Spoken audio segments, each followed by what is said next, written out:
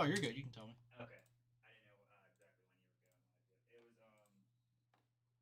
It was so it's a PPR league, but it's not like a keeper league. It's just like your team for the year from a snake draft. And I have like J. Smith and Emeka Duke on bye this week, so my wide receiver depth was pretty weak. Yeah. And you can have two flex starters as well. So it's like I almost had to start Jamison Williams, and he's just been so up and down. I really didn't want to start him. So my one friend texted, sent me a trade like 2 days ago, and I declined that one. But I knew he was like, okay, going to be open to potentially making some kind of trades because you know how some people are like, I don't want to trade just in Mm-hmm. general. So, anyways, I traded Jamison Williams for Wendell Robinson, just a one for one. I like that trade for you. That's more Technically, consistency.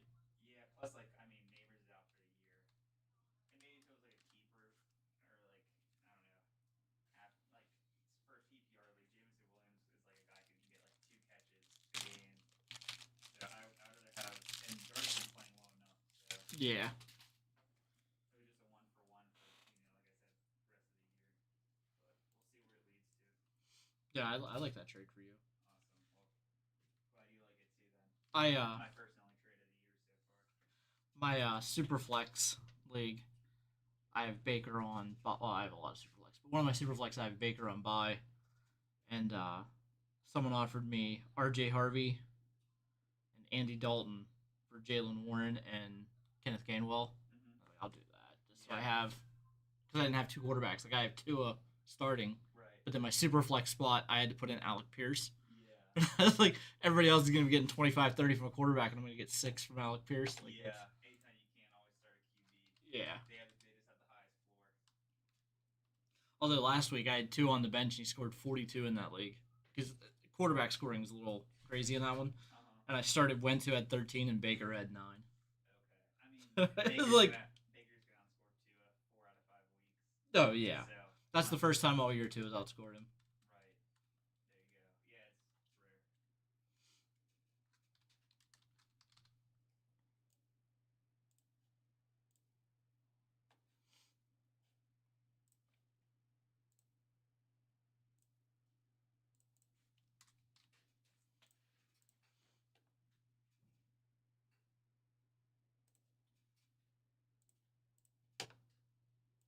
Yeah, he just basically wanted the Steelers running backs.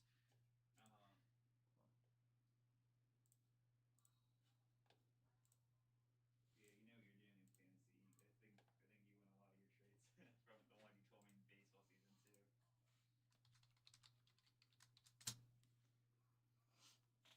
in baseball season too. That's like in the one league, I had loaded up at wide receiver. Mm-hmm. Um, I made a run for the championship last year. I had Tyreek, I had AJ Brown, um, Marvin Harrison Jr., Devontae Adams, Jawan Jennings, somebody else. It's like you have to start 3 wide receivers, but you can start up to 6. Uh-huh. So like I had it loaded at wide receiver, and this year like my team, I knew that they were older, Yeah. and I'm like I can't like continue this. So I traded AJ Brown, and I got a second round pick and Torrey Horton. Everybody in the league laughed at me for it. Torrey Horton scored 4 touchdowns over the next 3 games. There you go.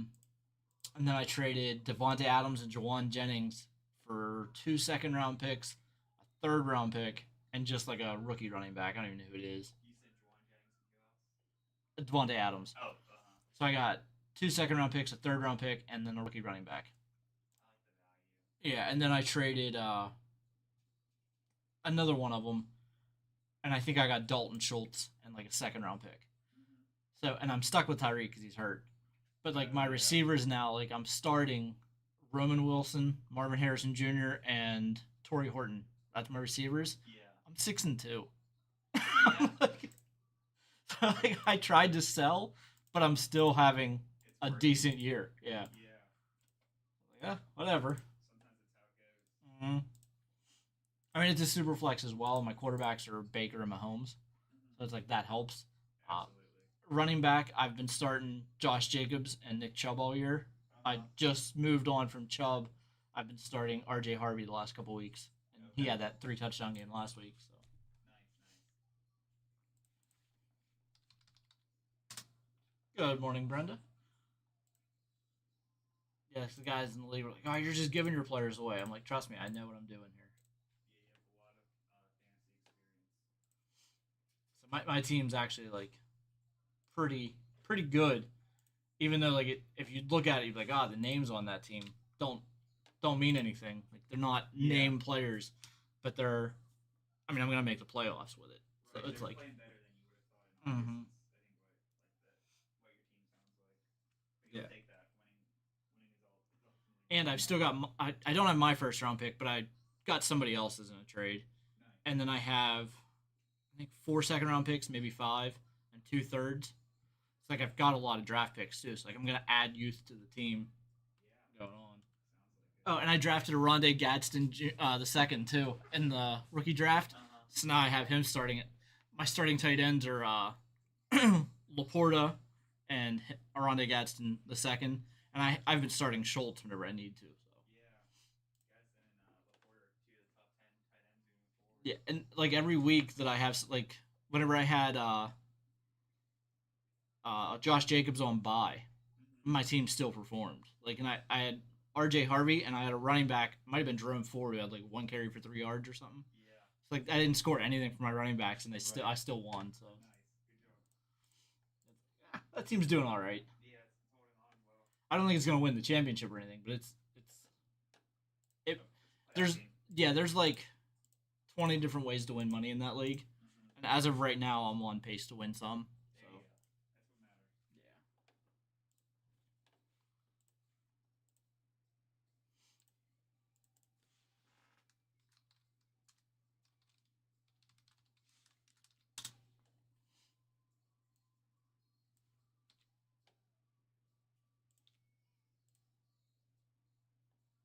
yeah.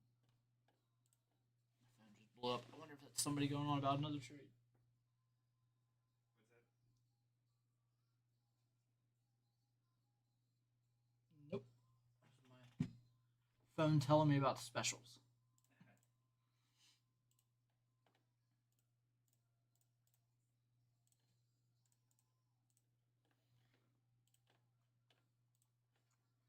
All right, guys, we're gonna go ahead and jump into the breaks here. We have 5 full group breaks. We have a couple more that are really close. We have a personal break to start out the day.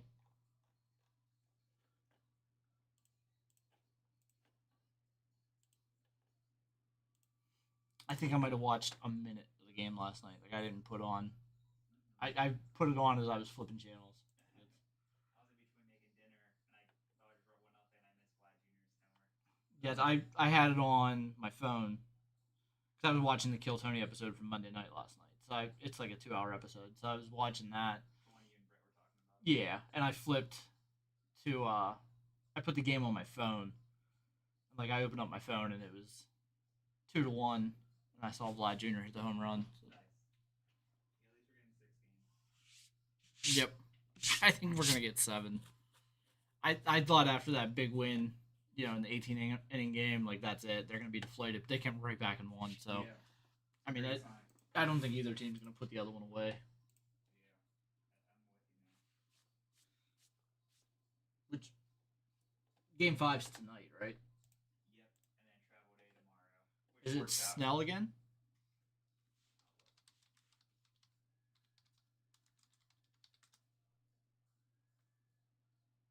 It's Yesavage. It Yesavage. looks like snow, according to ESPN. Yeah. So those are the two. So game one matchup. Yep. MLB.com has it, those two as well. They said the Dodgers were between Snell and Sheehan. Okay. Snow will give them some innings probably. Yeah, why would you even think about going Sheehan there? Unless I guess it was a bullpen day. Right. But maybe if you're up 3-1, you can go bullpen. You can't go bullpen game Yeah. at 2-2. Yeah, Snell still had Saturday, Sunday, Monday, Tuesday off. That's 4 days off. Mm. I saw Yamamoto warmed up the other night. That's what I heard. Yeah. They're gonna throw his arm off to win the World Series this year. I mean, hey. I guess other than the Dodgers might be the one team who will be, they'll be back next year. Everyone else, you never know. He's gonna rip that arm off and then just put the fingers gripping the ball and whip it with his left arm, so it fires the pitch for him.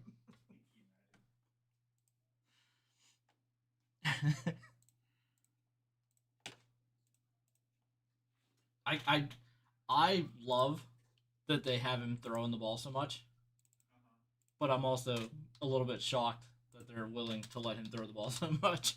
Yeah, like if you were a Dodgers fan, you'd be a little concerned. Ah, I mean, I would want to win the World Series now, Right. Go for it. but at the same time, like you're paying him a lot of money to not pitch if he gets hurt. True,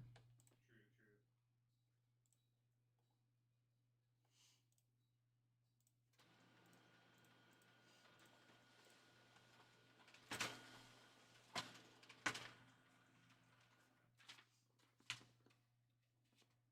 That's always the tough thing. Like you want to, I want to see guys pitch like they did when I was younger. Like Yeah. I want to see guys go the distance, pitch 7, 8 innings. Yeah. But I also know guys are throwing the ball 10 mile an hour faster than they Right. used to, and there's a different torque and stuff on the arm. So You're right. Yeah, they threw him hard. 20 years ago. yeah, like Rob Nen was throwing crazy whenever I was younger, and it was like 101, 102. And it's like, man, he's insane. Yeah. Now you've got guys that's routine. So It's crazy. who do you think is going to be in on the Scooble market? Is there anybody other than the Yankees or Red Sox? The Dodgers can't afford another pitcher at that price. Definitely would have said the Red Sox before Crochet, but like they're paying him. They got the Devers contract off the books, I guess. Right? Yeah. Could you imagine that 1-2 punch? That'd be tough to beat, especially in a 3-game series. Oh, for sure. They just have to get in the playoffs. They paid Roman Anthony. Yeah. I know it's like somewhat of a good deal, especially if he turns out to be really well, which I think he's on a good track for rookie. I don't know. I mean, the Blue Jays might. Yeah. They that could be the team that steps up and gives up a lot for him. Hey, Neil. It's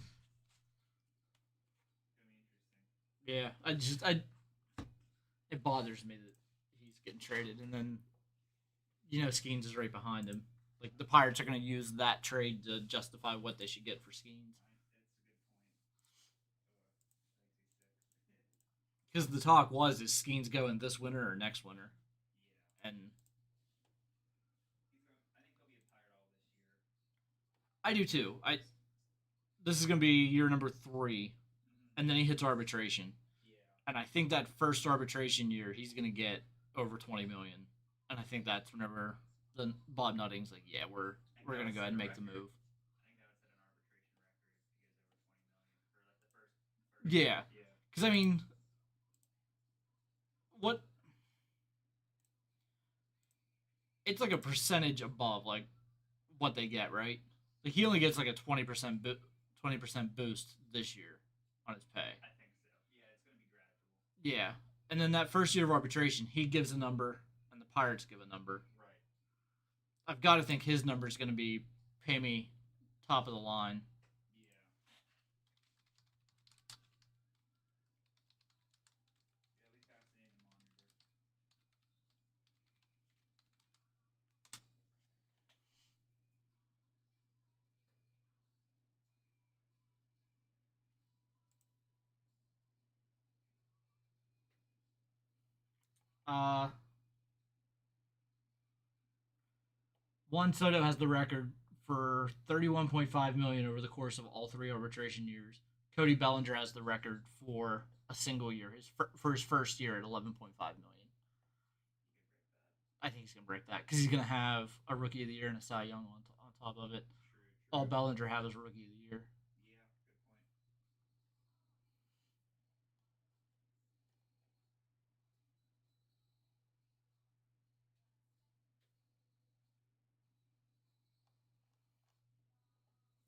And that was in 2020, so that was 5 years ago. So you figure, even now, like it would be a little bit higher to break that record just because of the 5 years.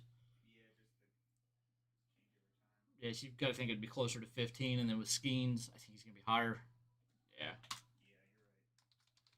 right.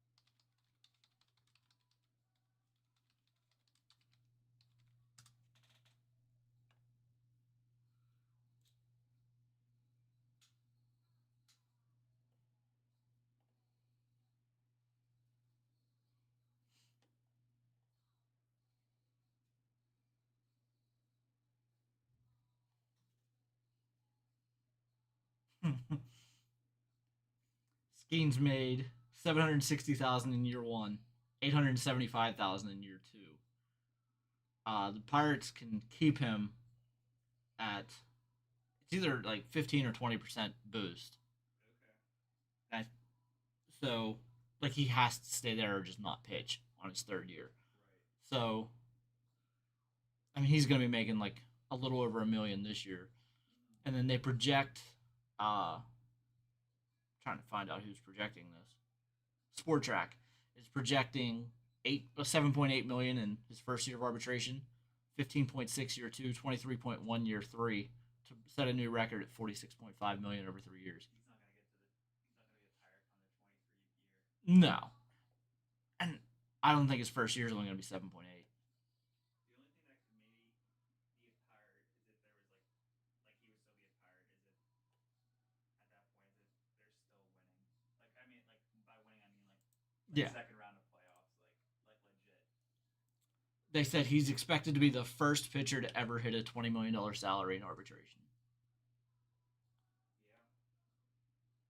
The only thing that might change that is just if there's anything like in this lockout slash CBA. Yeah. All right, guys, we're going to get to our first break today. It's going to be for Neil. We have a 2025 Gold Rush Autograph Football Jersey Series 4 box, just released today. Good luck.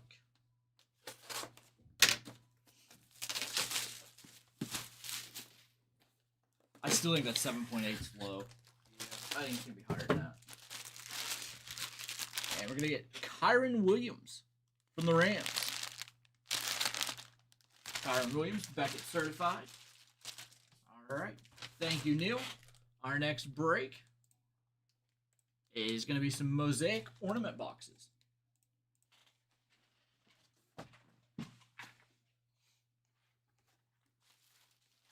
It's like I thought. I thought he was going to be just under or just over 20, and then like 25, and then like 30. But they said no pitcher's ever hit 20 million, so he's not going to get 20 in the first year. But I still think he'll be around 11 or 12. Yeah, just because he doesn't pitch it. He only pitches every 6 If he days. pitches like he did this year, that's going to be 2 Cy Youngs and a Rookie of the Year. Like Yeah. nobody's ever went to arbitration with that. So. Right. Good point.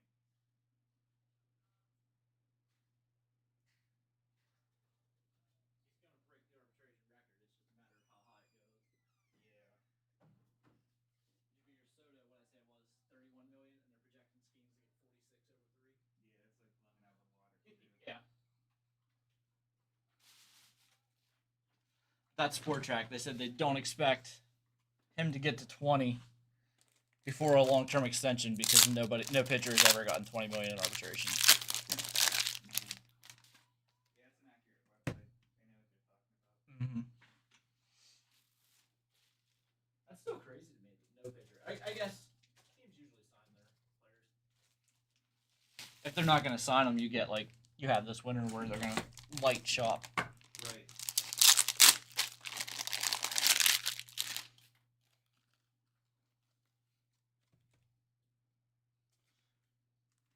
I just don't want them to be like one like they are. Right.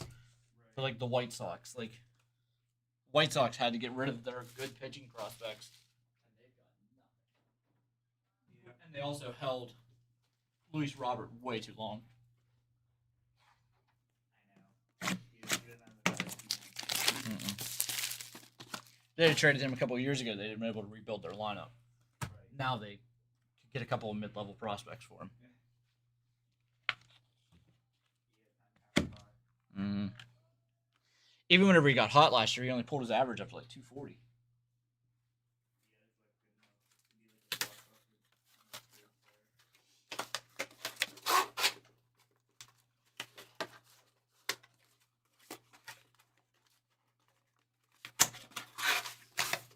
blockbuster. Wonder if we could see the Red Sox and Tigers if they'd swap like Duran for Skubal. Yeah. That could be possible. Yeah, there's a world where that happens.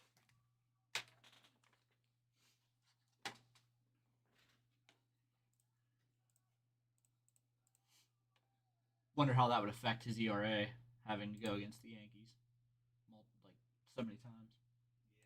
Yeah.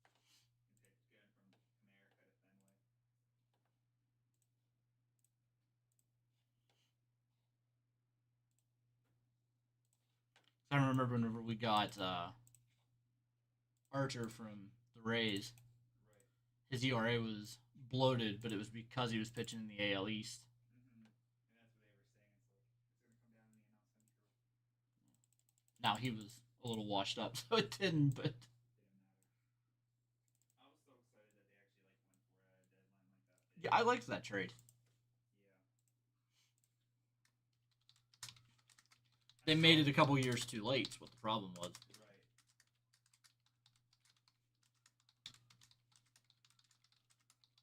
Like they had the chance a couple years earlier than that to make that same trade for Price, and they didn't. Yeah, I remember that. It's like that would have probably put them over the hump whenever they faced the Cardinals in the playoffs. Yeah. Because that would have been the 2014 trade deadline was when he got traded, and he would have been a Pirate still in 15. They didn't want to give up on Polanco or Marte though. I mean, Marte was a good call, but Yeah, Polanco, they obviously like that was worth. yeah. Now Polanco has been given up on in Korea. Yeah, I don't know if they'll ever be back in MLB. Did you see? Think it's I think it's in the Japan series because they're in their championship. Their top pitcher in it. He's had 4 years since Tommy John, and he has like a 1.2 something ERA. Since then, wow. Yeah, and they expect him to make the jump to MLB. Okay. I can't remember what his name is.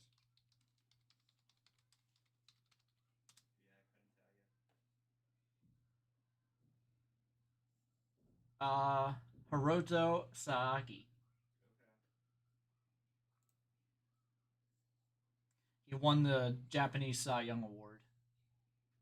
It was a 1.71 ERA over the last 4 seasons after Tommy John. In Game 3 of the Japan series, he allowed 2 runs. Yeah, that was black. A lot of teams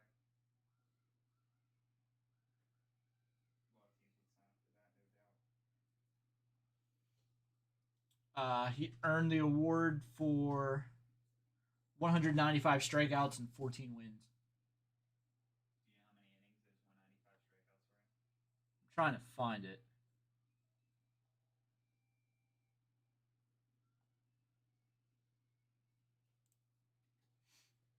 But regardless, that's still a good number. Yeah, he pitched 5 1/3 innings, struck out 7, gave up 2 runs. He's 26. Okay, nice. So entering his prime, becoming MLB. Let's see.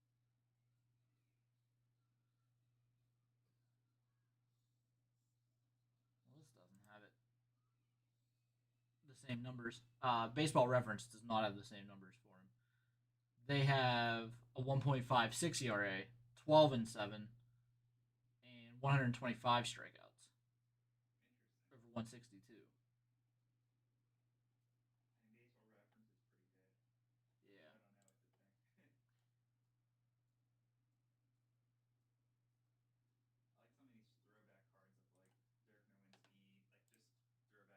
of like Dwayne Wade, Dirk Nowitzki in this set. And MLB Trade Rumors said he tallied 157 innings with a 1.55 ERA. So What do we believe? three three pretty good sites all have different. Yeah. Is one counting postseason, one's not. Maybe, but the Hanshin Tigers are considering posting him. He'll be 27 in November. He wants to pitch in MLB before he's 30. Okay. Don't blame him.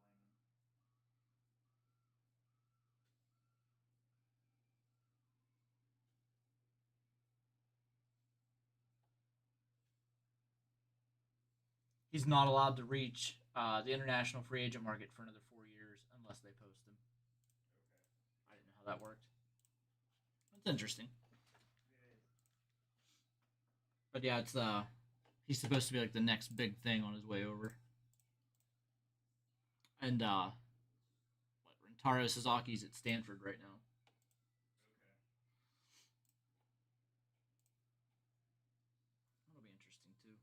I have no idea what his numbers were. I do like following the MLB off season. I just wish the Pirates were more competitive in it. The winter Yes. meetings are always fun.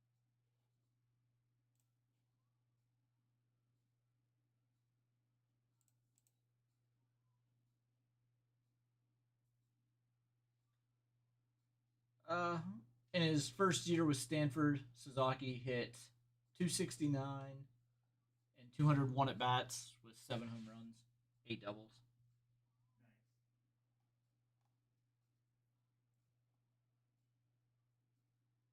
I'm interested to see what Schwarber gets in the free agent market because he's just a DH. He barely can field and he doesn't really even field anymore. Yeah, well, he said he'd be open to fielding some. It's basically like left field or right field. That's it. Crazy he was a catcher at one point Yeah, Aiden Hutchinson just got a 4-year, $180 million deal. this morning. Yep, it was posted by ESPN 19 seconds ago. 141 million guaranteed. How does that compare to like Watt, Garrett, Parsons? Like I know they're like all different positions, but I'm not sure. I mean, they're all edge rusher yeah, yeah. It's not like they're like secondary. because they've kind of changed it from linebacker to. It does make him the highest guaranteed non-quarterback ever. Oh wow. Hey, good for them. That's the difference. Speaking of Detroit, that's the difference between baseball and NFL. Scooble was in this situation with the Tigers, with in a city in Detroit without a salary cap, and look at Detroit with a salary cap. I Yep. mean, that's what it comes down to. That's fundamental difference right now between Yep. MLB and the And NFL. then you got to ask yourself, would the Tigers vote for a salary cap because that makes the salary floor as well? Mm-hmm. And you know the Pirates are going to vote against it. You know the Marlins are going to vote against it. The Guardians are probably going to vote against it. The A's. A's are going to vote against it. It's like I don't know how many teams they need to vote for it to pass. Yeah. So, We'll have to rely on insiders mhm. when it gets to that point. Yeah, so they're not going to get a cap. I just don't think they're going to have enough juice. Yeah. There's too many low budget teams that just won't. Comes down to ownership for those teams. Yep. To be fair to the, well, not to be fair, but our fan base isn't the only team upset with their owner. Yeah. So even the Twins this year with that deadline they just had, they're like, all right, like they traded everyone almost, Yeah. other than like Buxton and I mean, Pablo Lopez, who was they hurt. did get some decent stuff back. Like Mick Abel has a lot of potential, Yeah, so we'll see what he does. But yeah, they gave up a young closer. yeah, Duran. They give up a lot. Yeah, I just feel like they were the team that like gave up the most talent, but maybe it was Probably. needed if they didn't want to compete like for this year or next year. Yeah. I wonder how many owners they need to vote for a cap because like right now you can look at it, you can say the Royals, the Twins, the A's, the Pirates, the Rays, the Guardians, the Tigers, or all the Marlins. Ten, the 10, That's 9. I think they're gonna vote no. Like if they need 24 or something, they're not gonna get it. 24 would be 80%. Yeah, I don't know what the number is, Yeah, but like you know, at least 9 are gonna say no. We're probably skipping over a couple. yeah. The Rockies might say no to it. Milwaukee. Did you say Milwaukee? I did not. That'd be 11 teams that wouldn't want it. Yeah. I just don't see them ever getting a cap. All right, guys, our next break is a 2025 Panini Mosaic Football Ornament 20 box lot, random division break number 1. Let's jump over here. We're going to randomize the spots 5 times, then the divisions 5 times. Pair those two lists up so that every spot gets a division in the break. We are looking for the ultra rare cookie parallels, as well as stained glass micro mosaic in mosaic here. All right, there are the 8 names.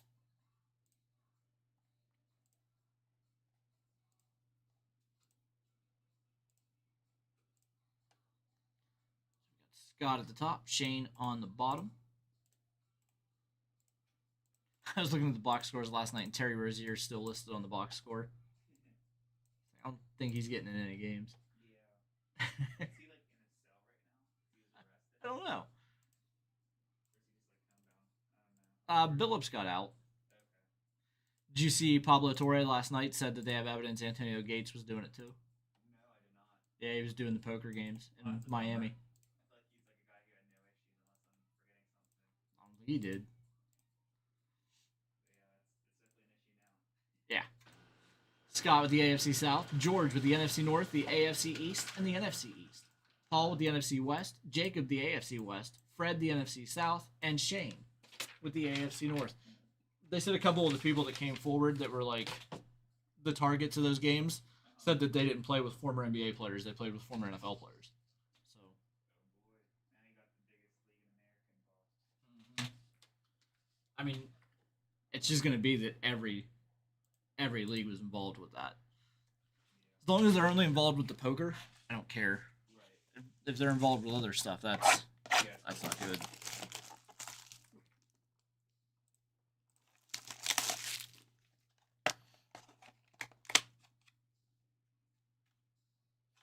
There's the punch out ornament, Jamar Chase.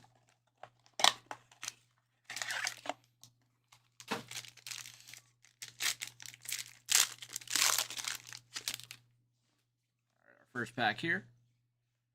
Our red and white rookie is Walter Nolan for the Cardinals. These fit those. Oh, they do. Perfect.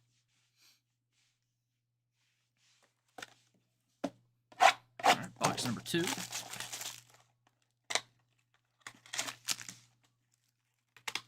Another Jamar Chase.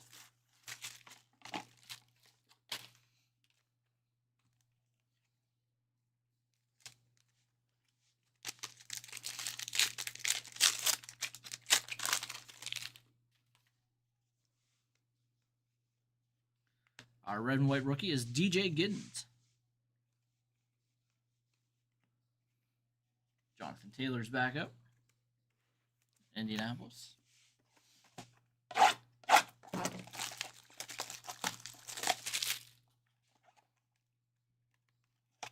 Got a Travis Hunter ornament.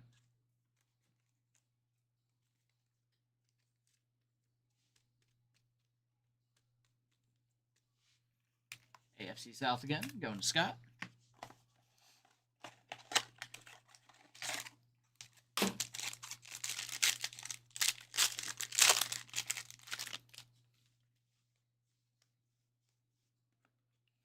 Arian Smith, red and white rookie.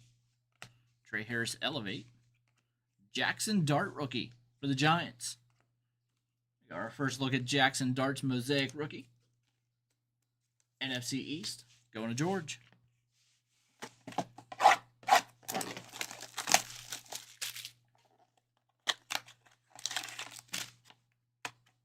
Patrick Mahomes ornament here.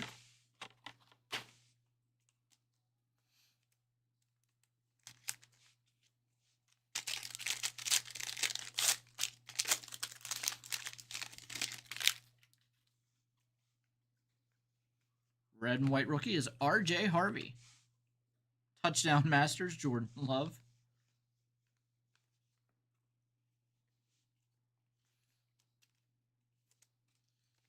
R.J. Harvey, red and white rookie there. AFC West going to Jacob. Next box.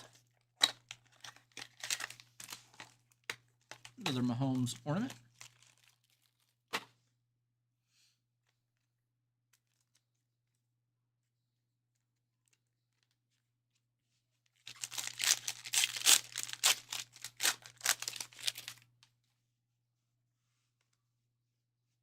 Taj Brooks, red and white rookie for the Bengals.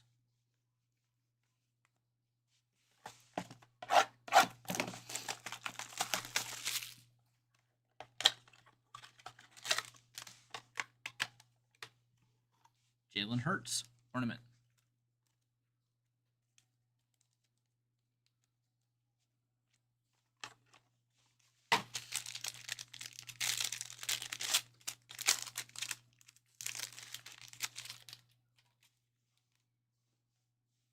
R.J. Harvey base rookie. Will Campbell, red and white rookie.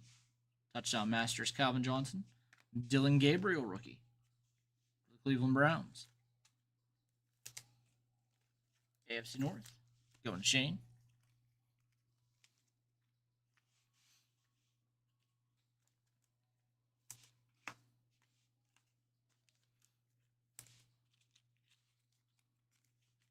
RJ Harvey coming off a 3-touchdown game against Dallas.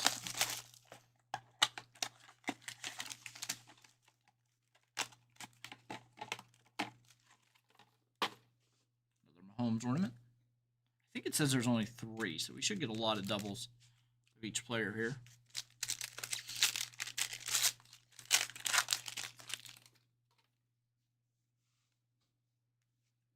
Maxwell Hairston, red and white rookie. Elevate insert, Emeka Egbuka rookie.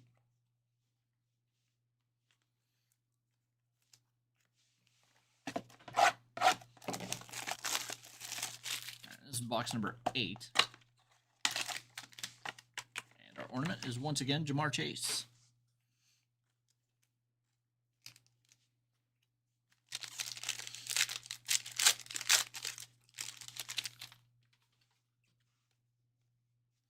Cam Scattaboo, red and white rookie. Cam Scattaboo, base rookie.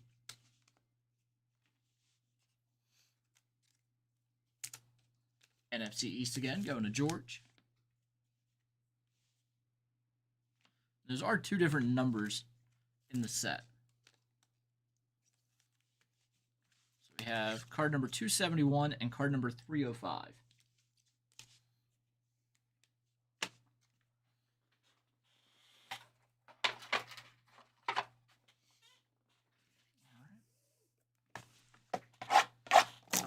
Box number 9. And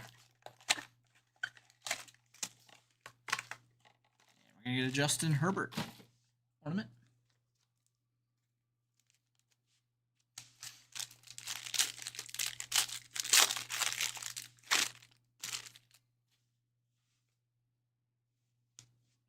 Silver Ben Roethlisberger, Damian Martinez, red and white rookie. Notoriety Jalen Hurts. Box number 10.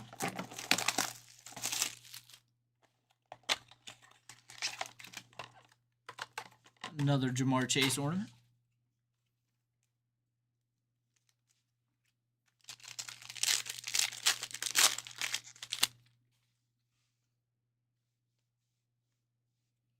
Dominic Lovett, red and white rookie. Ty Felton, Elevate rookie.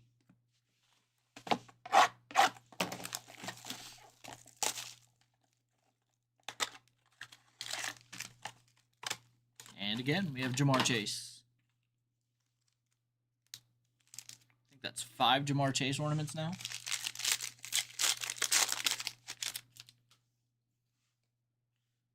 Elijah Arroyo rookie. Abdul Carter, silver rookie.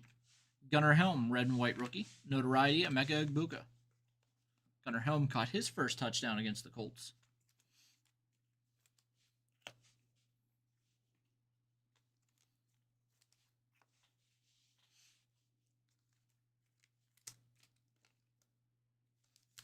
Abdul Carter, silver there. Again, going to George.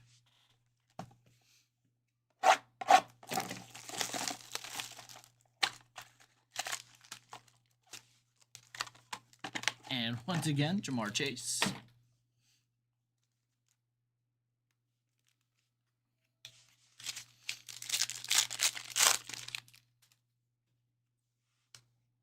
Derek Harmon, rookie. Damian Martinez, red and white rookie. Another Jackson Dart rookie here for the Giants.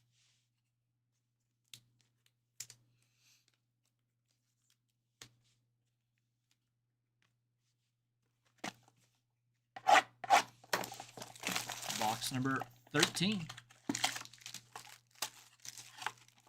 And it's another Jalen Hurts.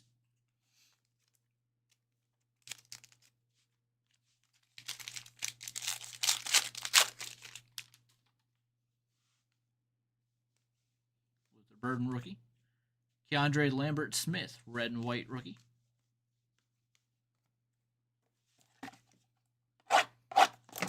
Fourteenth box of the break. And once again, Jalen Hurts.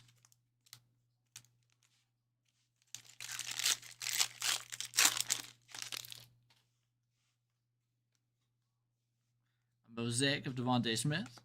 Tyleek Williams, red and white rookie. Jalen Milroe rookie.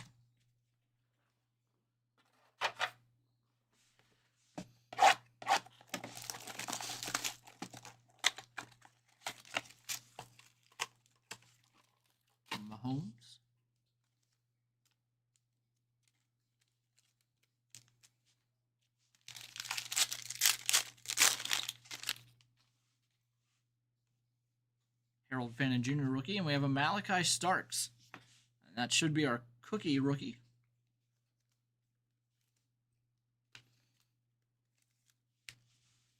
The Baltimore Ravens. AFC North. Going to Shane. We also have a red and white Quinshon Judkins rookie. Back to Shane. Harold Fannin, who I believe is the leading receiver for the Browns. Tyler Warren, rookie here for the Colts.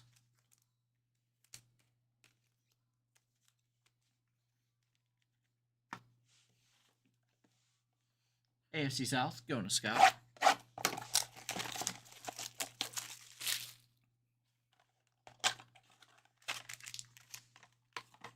Another Jalen Hurts. Yes, it says there's 6. We've gotten Hunter, Mahomes, Herbert, Chase, and Hurts. Don't know who the 6th person is yet. Carson Schwessinger, rookie. Trevor Etienne, red and white rookie. Ashton Genty, notoriety.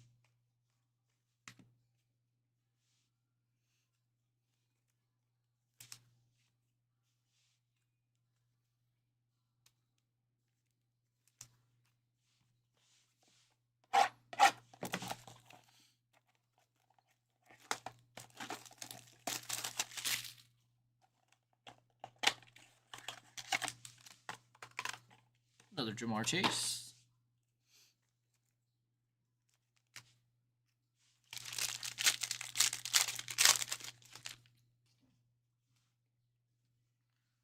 Red and white rookie is Will Howard. Cam Scattaboo rookie here.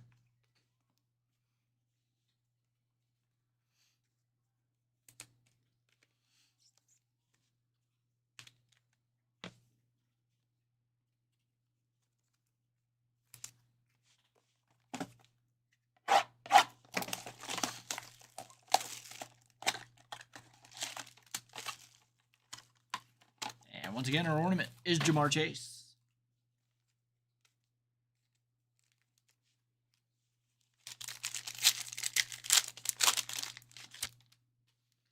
Herbert, Brunell, Curtis Rourke, Kenneth Grant, red and white stripe rookie.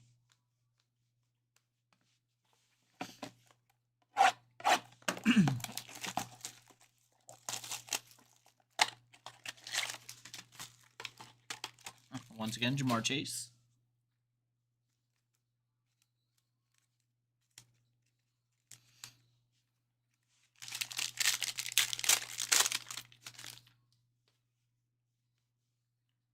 Shamari DK rookie. Donovan Ezeraku rookie, red and white. And our final box here.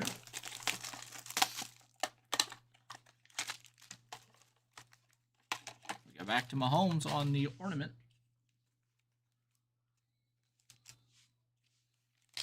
And our final pack.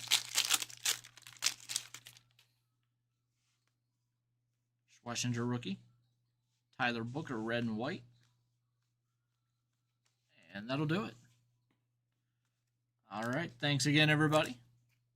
None of our SSPs in there. We did get a lot of nice rookies there. Jackson Dart, Cam Scattaboo. No Cam Ward in that one either. All right. Our next break is Don Russ WNBA.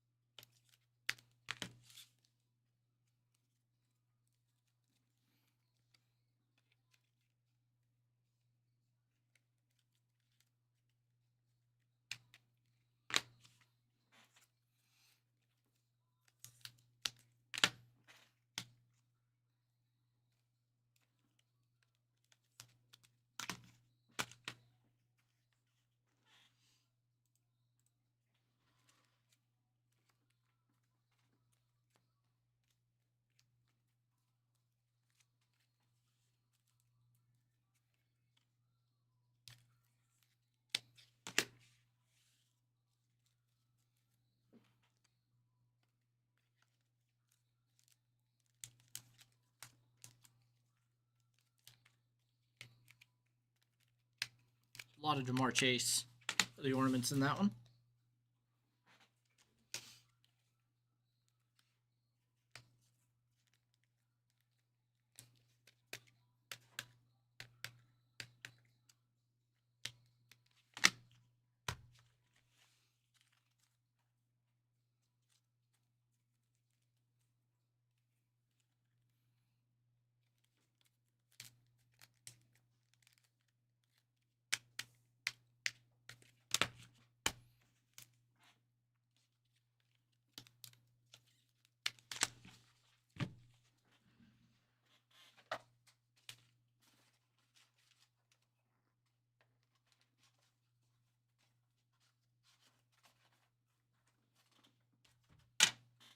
Donruss WNBA. Let me grab that box. We'll do that break next.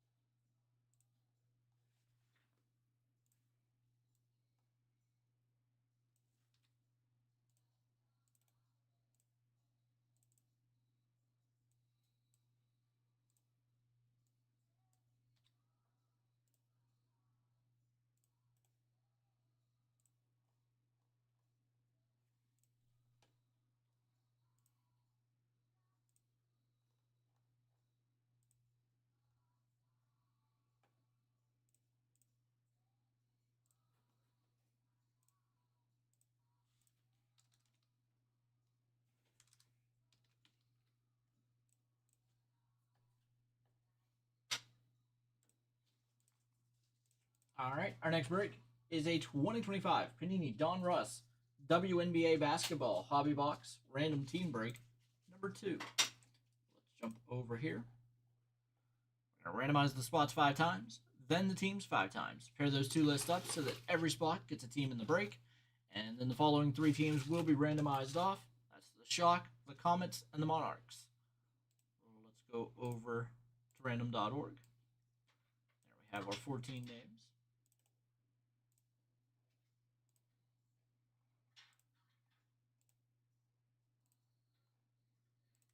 And 5. We got Jeff at the top, Phil on bottom.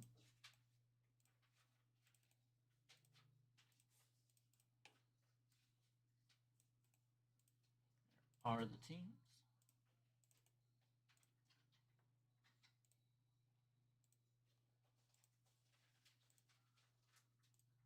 And 5.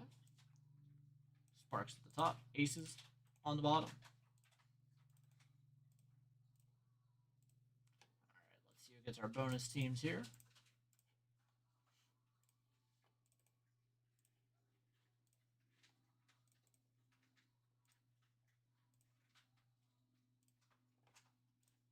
Alright, so the Detroit Shock go to Phil.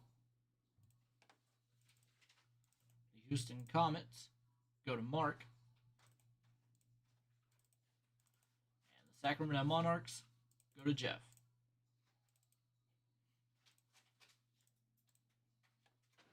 So we have Jeff with the Sparks and the Monarchs. Jessica with the Connecticut Sun. Tim with the Indiana Fever. Mark with the Seattle Storm and Houston Comets. Timothy with the Washington Mystics. Jeff with the Golden State Valkyries. Jessica, the Dallas Wings. Phil, Chicago Sky. Jeff, Minnesota Lynx. Phil with the Atlanta Dream, New York Liberty. Mark with the Charlotte Sting. Jeff with the Phoenix Mercury. And Phil again with the Aces and the Shock.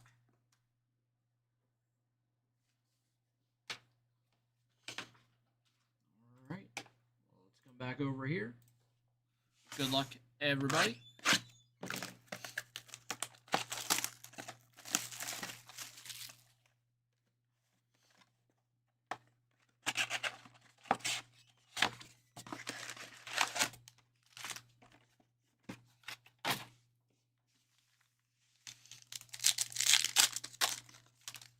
Road to the finals. Aya Wilson, 124 of 499. I think it's actually Asia Wilson.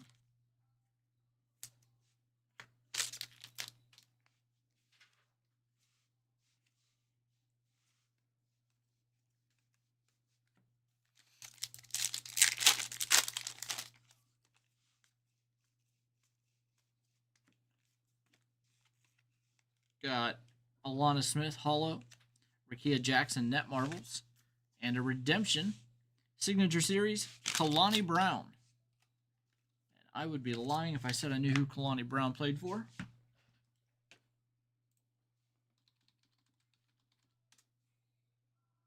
She is for Phoenix. And the Mercury goes to Jeff.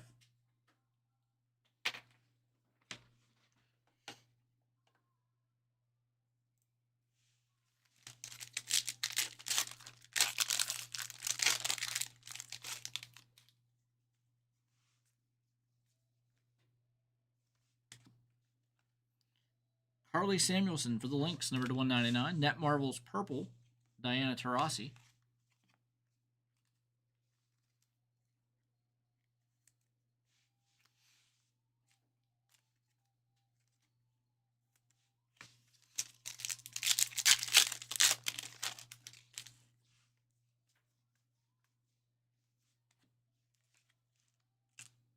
Got a Holo rated rookie, Sania Rivers. Net Marvels rookie, Kiki Irefan for the Mystics.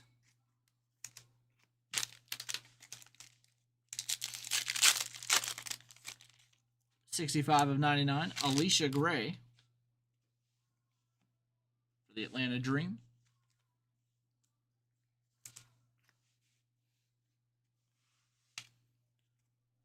Nika Mule, Jersey Series for the Storm. And Seattle goes to Mark.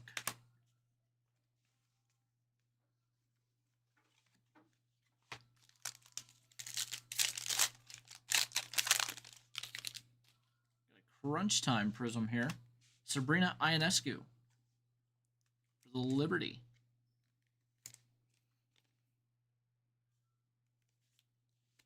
Going Phil.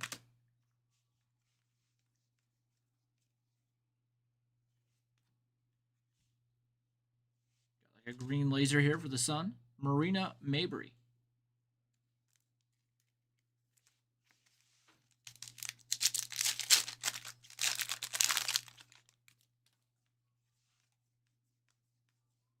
Lucy Olson, rated rookie. Diamond Miller, purple, 94 of 99 for the Lynx.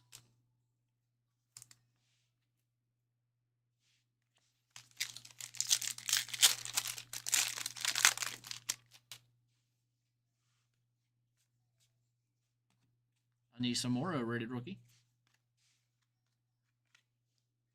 J.C. Sheldon, holo. Franchise features, Nafisa Coyer.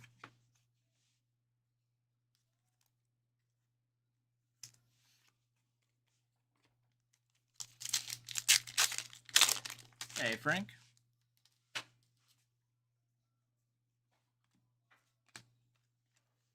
Nika Mule, holo.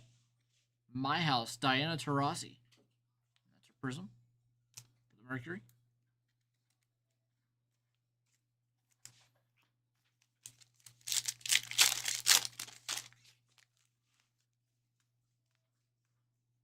Haley Van Lith, rookie for the Sky. Kalia Copper for the Mercury, 20 of 49. Purple Crunch Time, Brittany Griner. And the Mercury.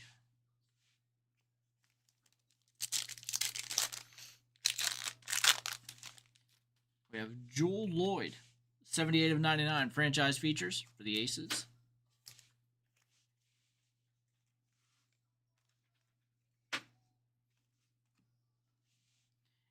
final powers for the Atlanta Dream. One of the green lasers here. And final pack should have our final hit.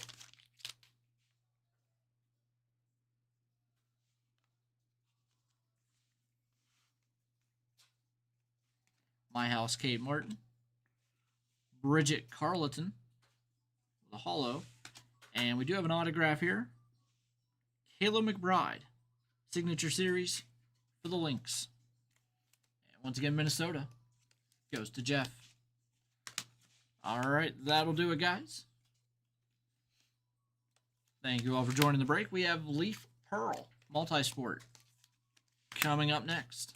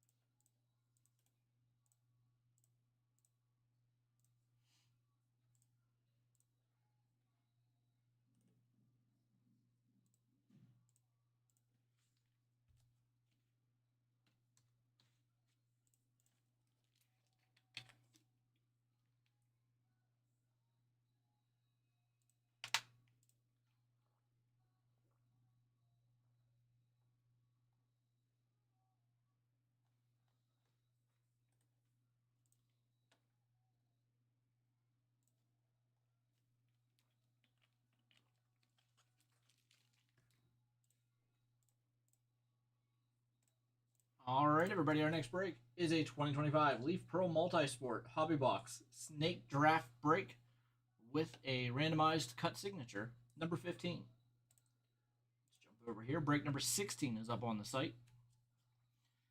Again, this every box does have one cut signature. We're going to randomize that one between all spots. For the rest of the break, we're going to do a snake draft. So we're going to randomize the names 5 times. The top name gets picks 1 and 10. Second name will get picks 2 and 9, and so on. Every spot will get 2 hits, and one spot gets that cut signature. After the break, I'm going to send out an email with the video link, the draft order, and the list of hits. We'll give you guys till the next business day, probably till about 3:30 p.m. tomorrow, 3, 4, something in that range. Once all lists have been returned or that time is expired, I'll go through and give each person the highest remaining card on each customer's list at their pick in the draft. If a customer does not respond in the allotted time, your picks move to the back of each round. And the 2 rounds in this one, if I don't get your list, your pick automatically becomes number 5 in the first round and number 10 in the second round, and you'll be assigned my highest ranked card at those picks. So let's go over to random.org here. There are the 5 names. Good luck, everybody. 5. Jamie with pick number 1.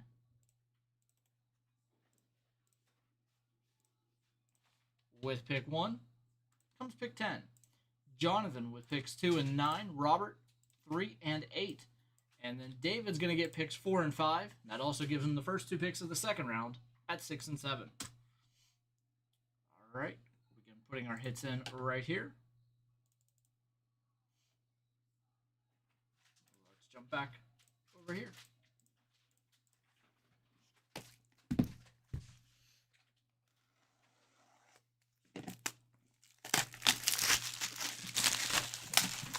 This every time we do one of these. This is absolutely one of my favorite products. Our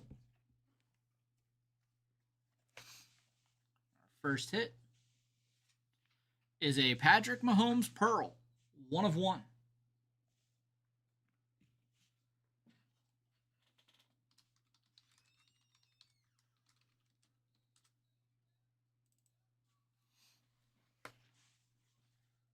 Hit number 2 is going to be Kylian Mbappe, pearlescent patch, 4 of 5. Hit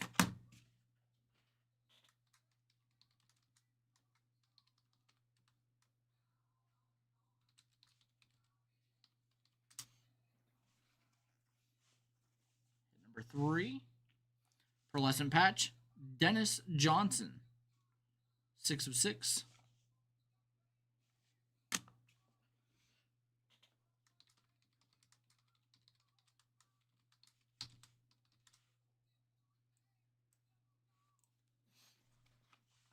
Hit number 4.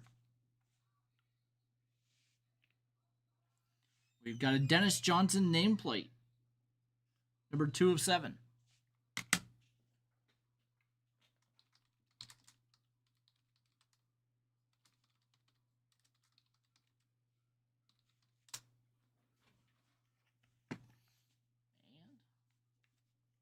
Hit. We've got a Cameron Boozer, Midnight Auto, 3 of 4.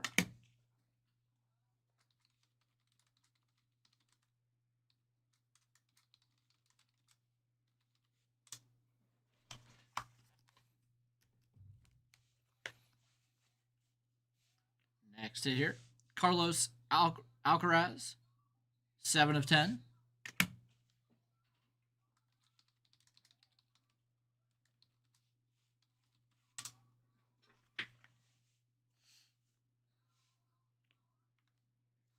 Quad signature, Charles Barkley, Magic Johnson, Patrick Ewing, and Dennis Rodman, 4 of 4.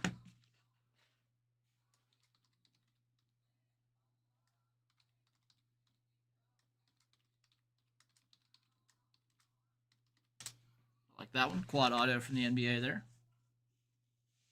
We'll get a dual autograph, Jamar Chase and Devontae Adams, 6 of 10.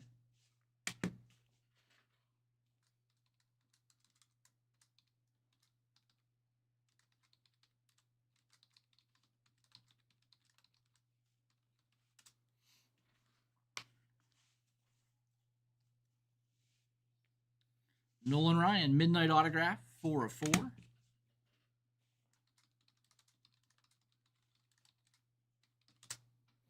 Skip over the cut signature. Go to our last hit in the draft.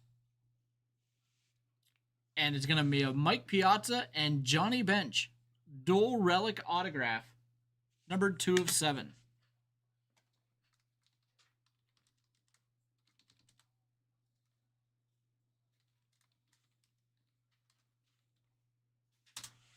All right, and our cut signature.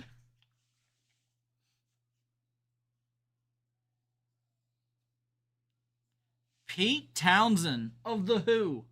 And that's a 1 of 1. Love that one. Pete Townsend, 1 of 1.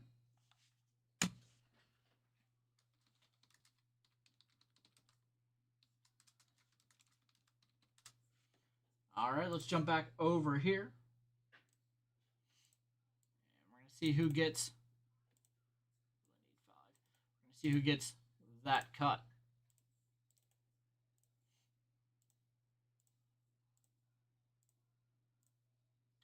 And it's going to go to Robert.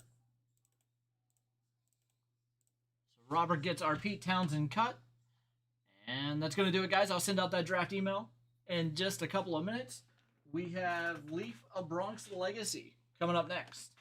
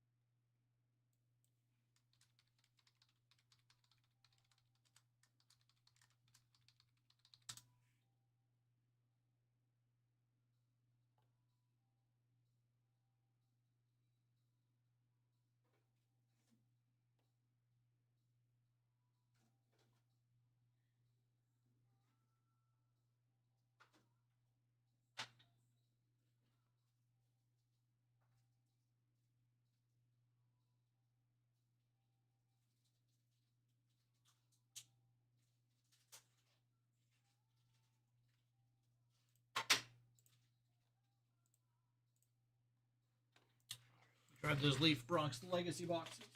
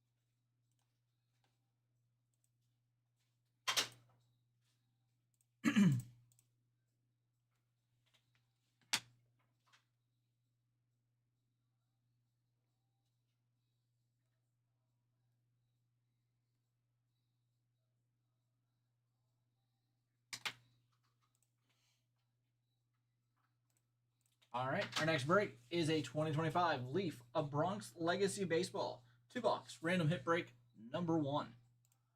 Let's jump over here. We'll randomize the spots 5 times, then the cards 5 times. Pair those two lists up so that every spot gets a card in the break. Let's go over to random.org. There are the 8 names.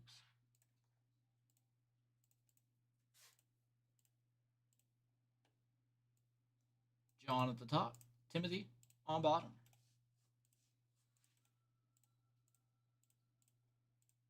Put our hits right there as we go.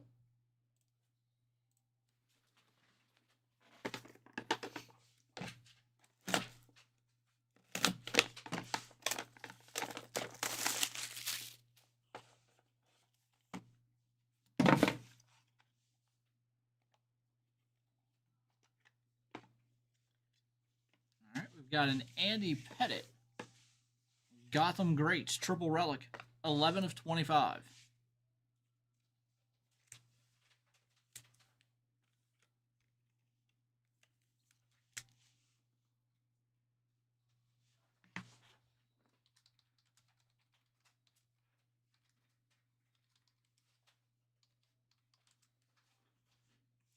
The Empire Dual Bat Relic, 18 of 50. Jorge Posada.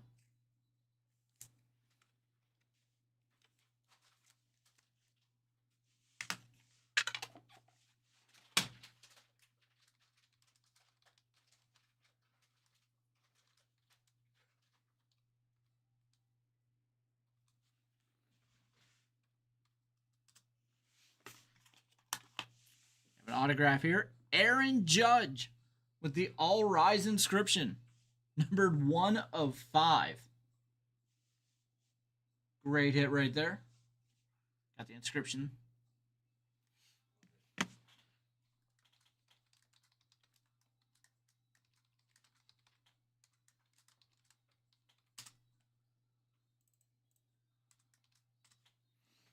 And Chris Chambliss. Autograph. 55 of 65.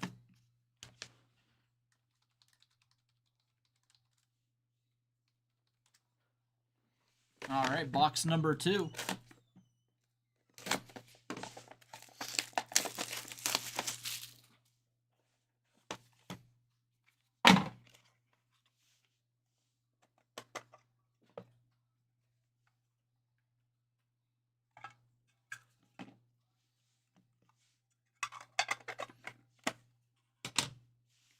All right, so we've got the Empire Dual Relic, 3 of 6. The Rocket, Roger Clemens.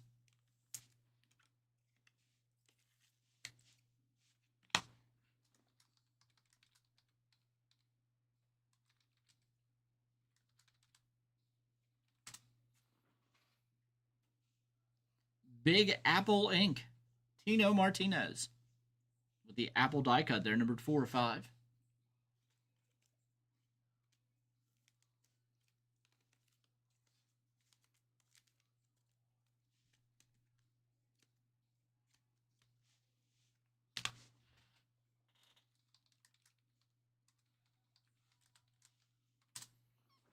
The Bronx Book of Relics. We're going to start with Joe DiMaggio, Derek Jeter, Aaron Judge, Alex Rodriguez. Move on to Ricky Henderson, Mickey Mantle, Don Mattingly, Giancarlo Stanton. And finish it up with Roger Clemens, Robinson Cano, Hideki Matsui, and Joe Pepitone. 12 relics, all game used, and that's number 2 of 15.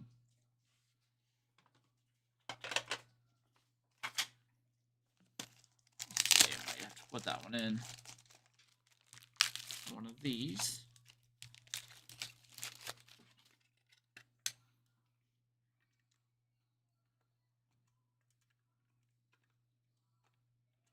All right, doesn't fit. That might be why they had it in this. It is. All right, it's 215 Bronx Relics.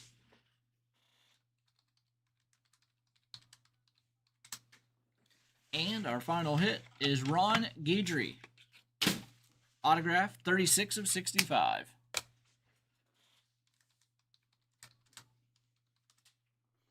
All right, let's jump back over here.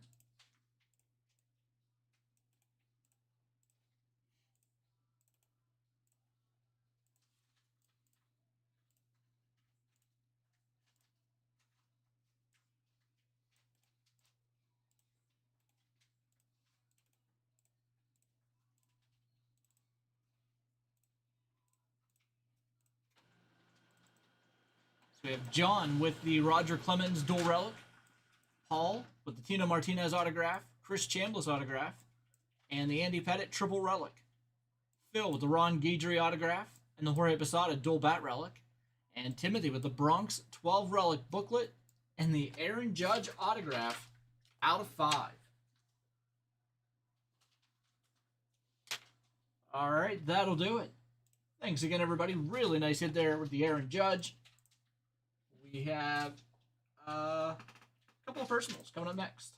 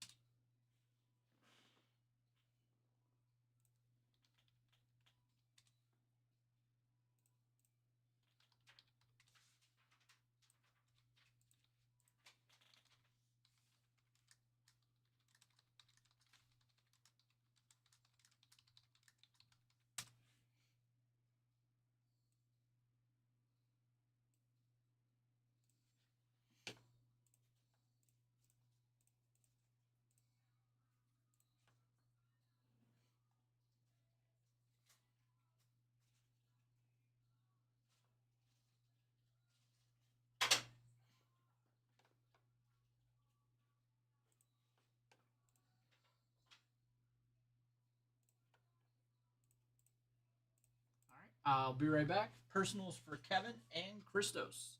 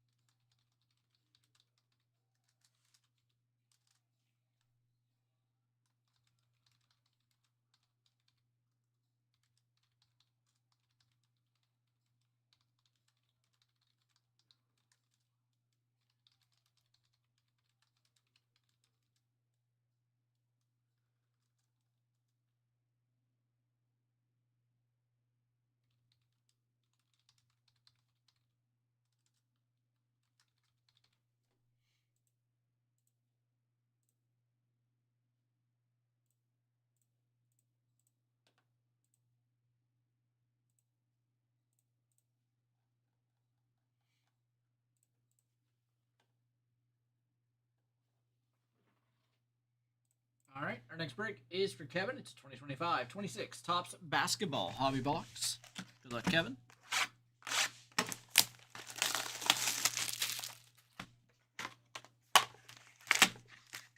Do our silver pack last.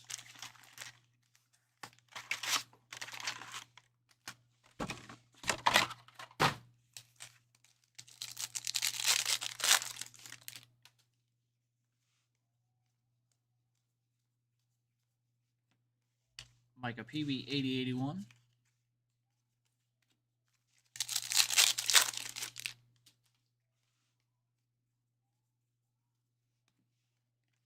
Brooks Barnheiser rookie, number 205 of 250.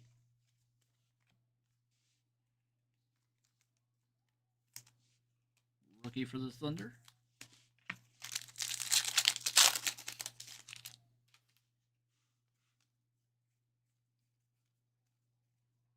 He's Bailey rookie for the Jazz.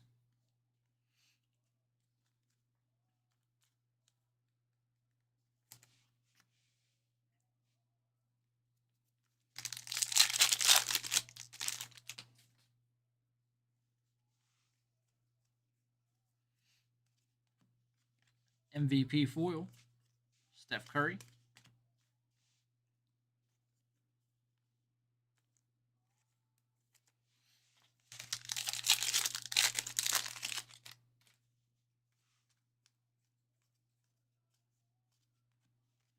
SGA Daily Dribble.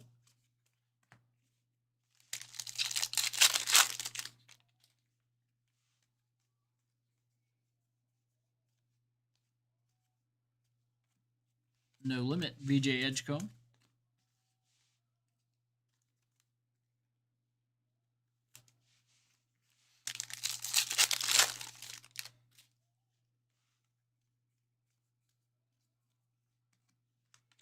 Mike Conley Rainbow Foil.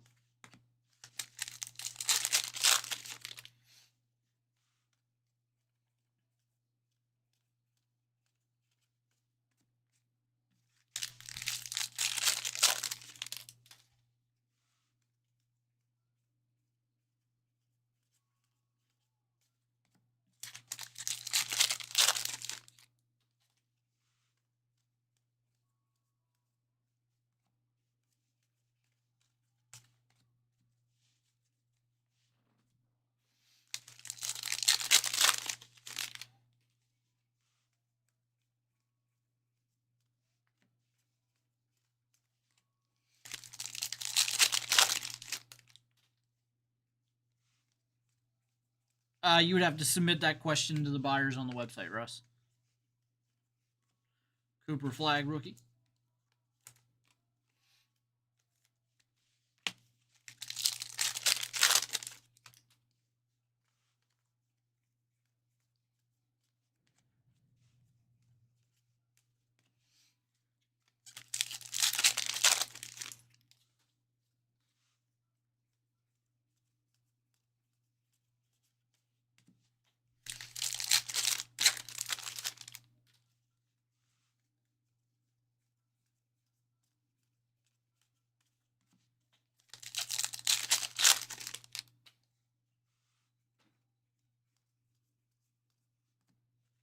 Johnny Broom 8081.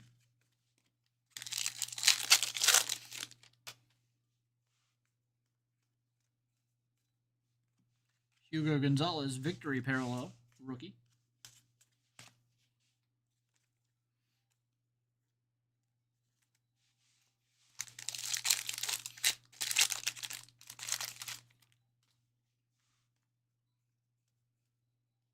Got our autograph in this pack. It is Contemporary Marks, Ben Saroff, the Brooklyn Nets.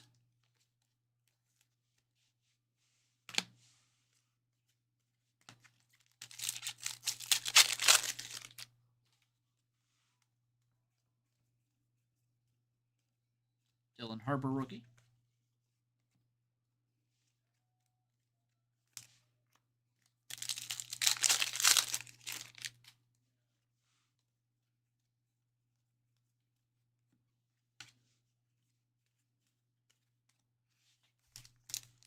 Silver pack to finish it up. Common Malowich, rookie. Austin Newell, rookie. Danny Wolf, rookie. Jameer Watkins, rookie. And LaMelo Ball. All right. And that does it. Thanks again, Kevin. We had Ben Taroff autograph, Cooper Flag rookie, and Brooks Barnheiser, number to 250.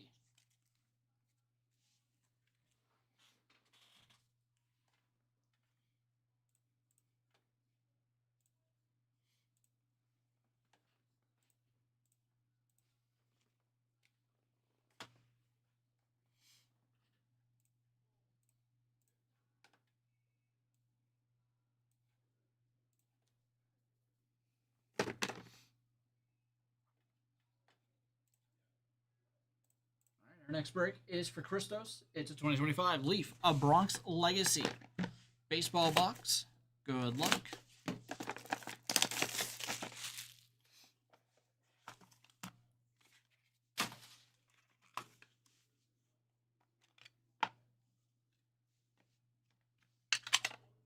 Pinstripes. Autograph. Ron Bloomberg. 39 of 50. Actually going to get 3 autographs in this one. Next up, numbered 7 of 8, Pinstripe signature, Gary Sheffield.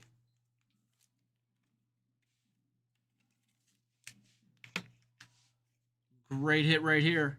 Gotham Greats. Numbered 2 of 6.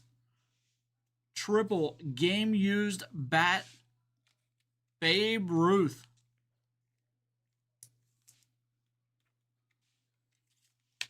Three pieces of game used bat out of 6. Babe Ruth.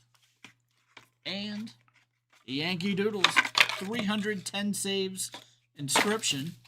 Goose Gossage, who's got one of the most beautiful signatures out there, and that's numbered 5 of 35. So 3 autographs and a Babe Ruth triple game used bat relic out of 6. Great box there, Christos. Thanks again.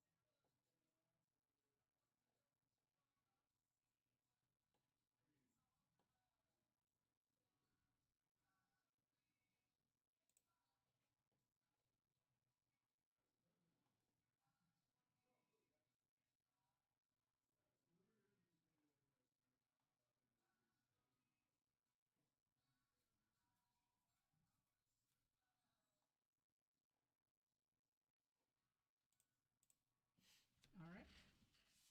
So we have an Upper Deck Premier Hockey coming up next.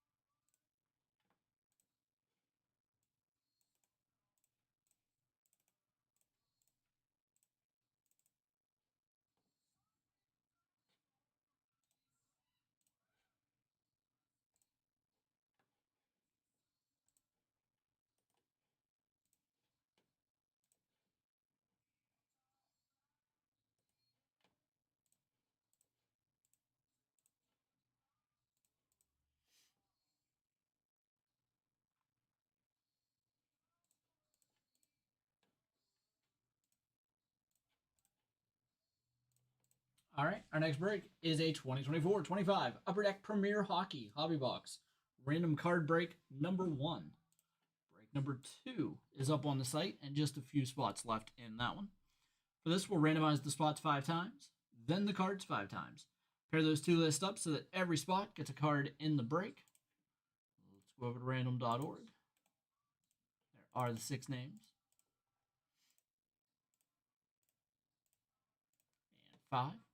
We have Joe at the top, Glenn on the bottom.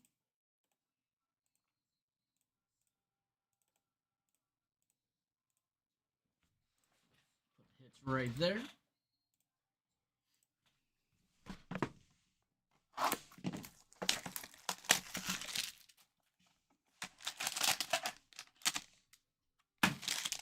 All right, let's take our first look at Premier Hockey. Make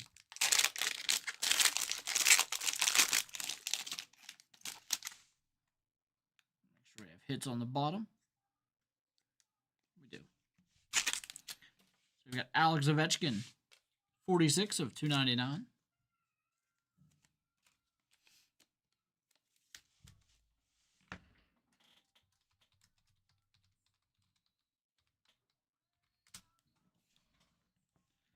We have a rookie, Logan Malo, 356 of 399.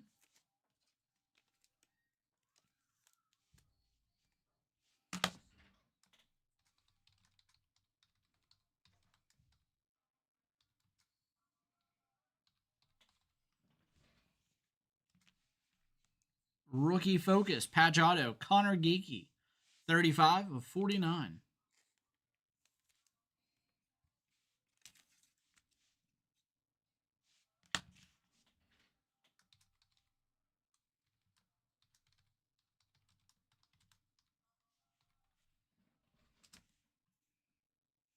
Premier Signature, Andrei Svechnikov.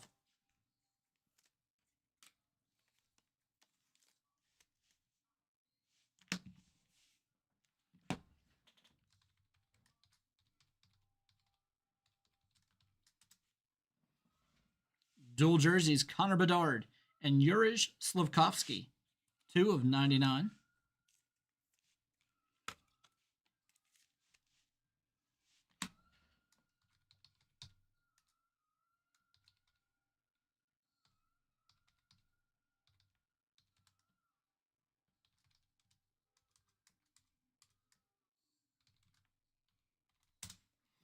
And our final hit is a rookie jersey, Jet Lachenko from the Flyers.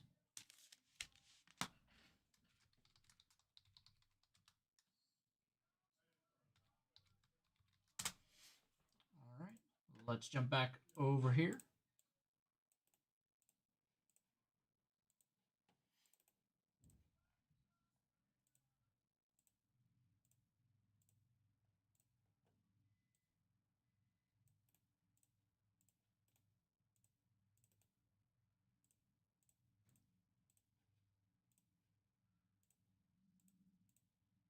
We got Joe with the Jet Lachenko rookie jersey, Steven the Connor Geeky RPA out of 49, Jake the Andrei Svechnikov autograph, Jared the Bedard and Slavkovsky memorabilia out of 99, Marty Logan Malo rookie out of 399, and Glenn the Alex Ovechkin out of 249.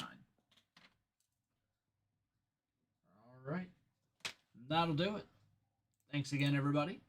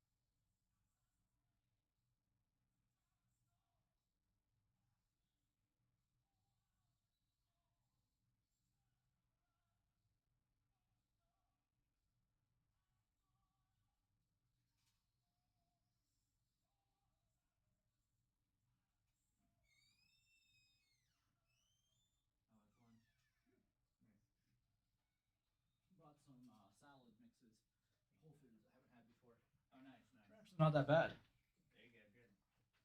I try to have a couple salads during the week because I feel like I eat kind of crappy on weekends. So, Yeah, well, I had to have my blood work done last week, okay.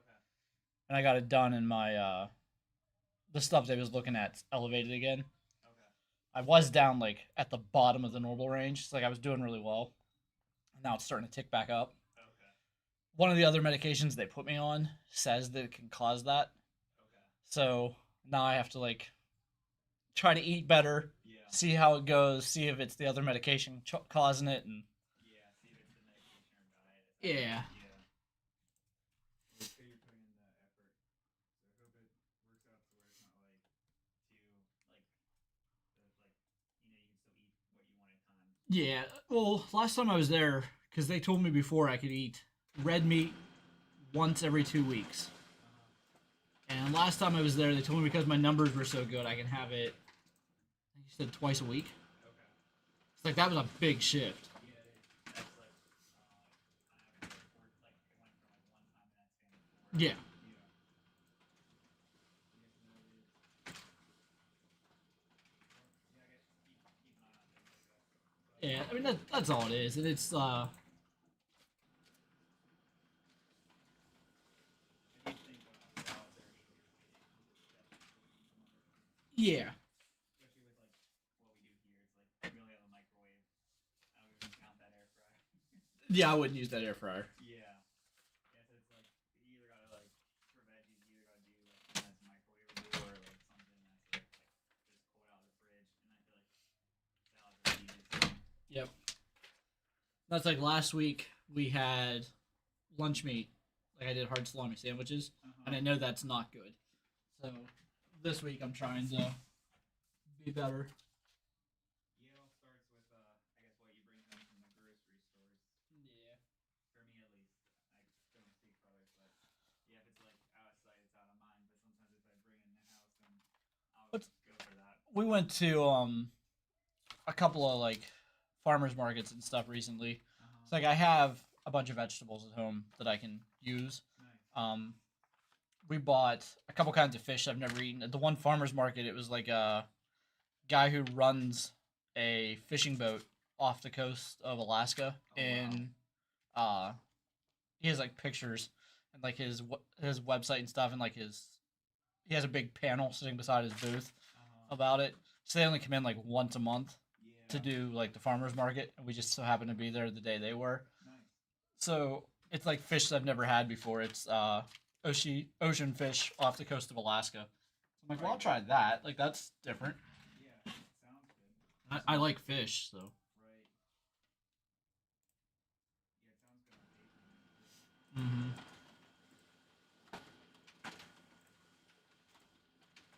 Yeah, I hope your next appointments go well. Yeah, I have to get more imaging at the end of this month, which was already supposed to be done anyways. So we'll see. It's yeah, I mean it fluctuates so much.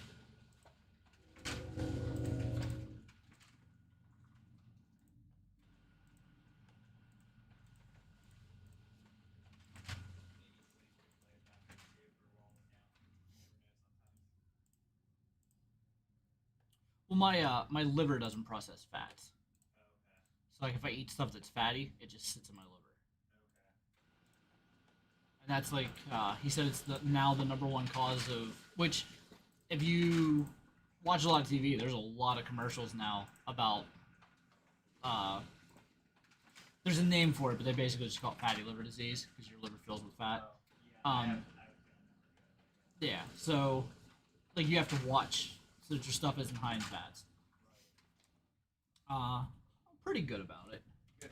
Like I said, the salads this week, we had fish 2 nights ago.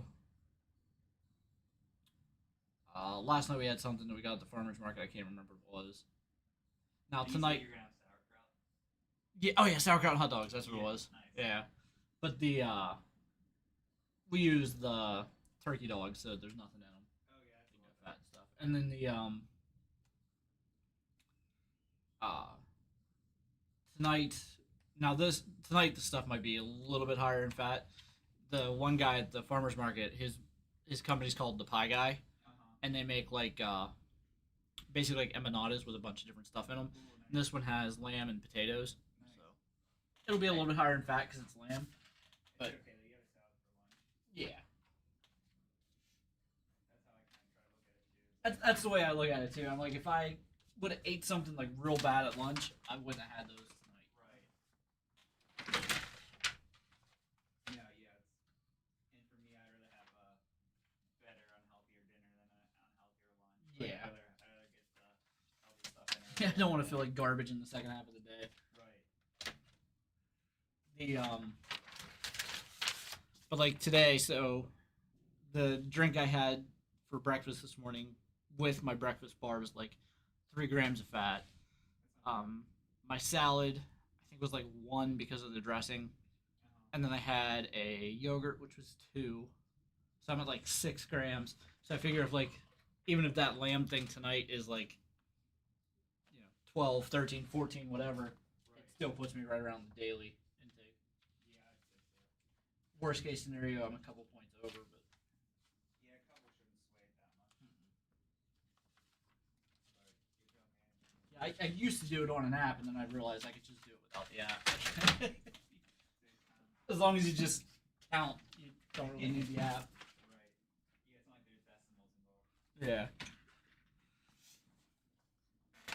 I feel though whenever I did use the app, I ate a lot healthier because I would like enter something and be like, that lowers my number too much.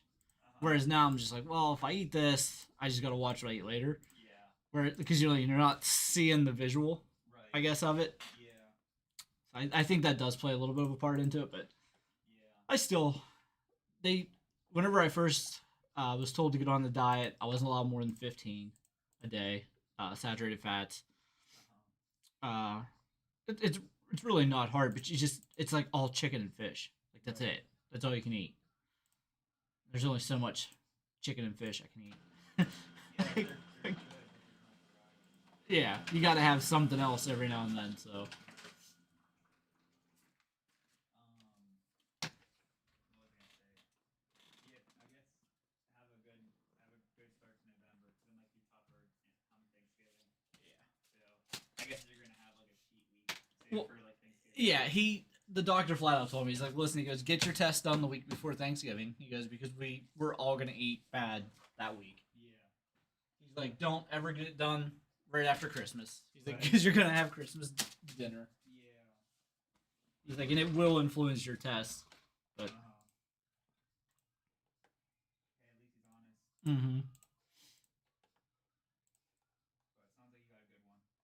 Yeah, well, the doctor I had just retired, so now I got another woman that was in his office, Okay. and I saw her once. I see her again, I think in December.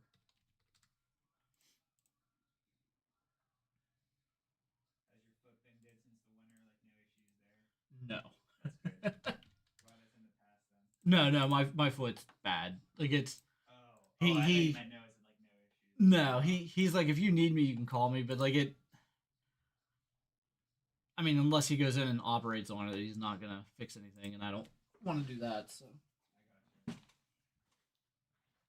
Sorry, it's not 100% for you. he said, what it is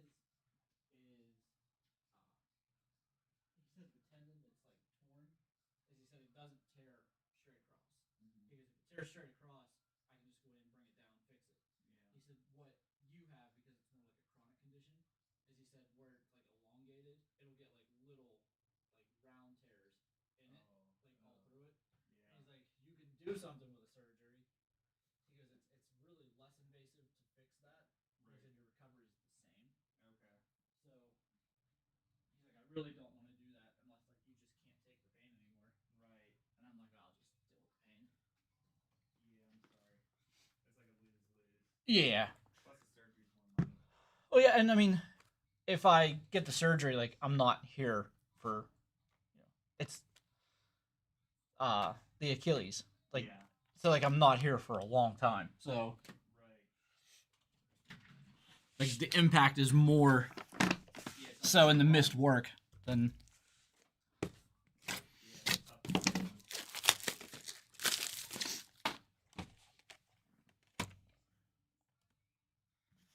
Like I bought a couple like different devices and stuff like to help stretch it.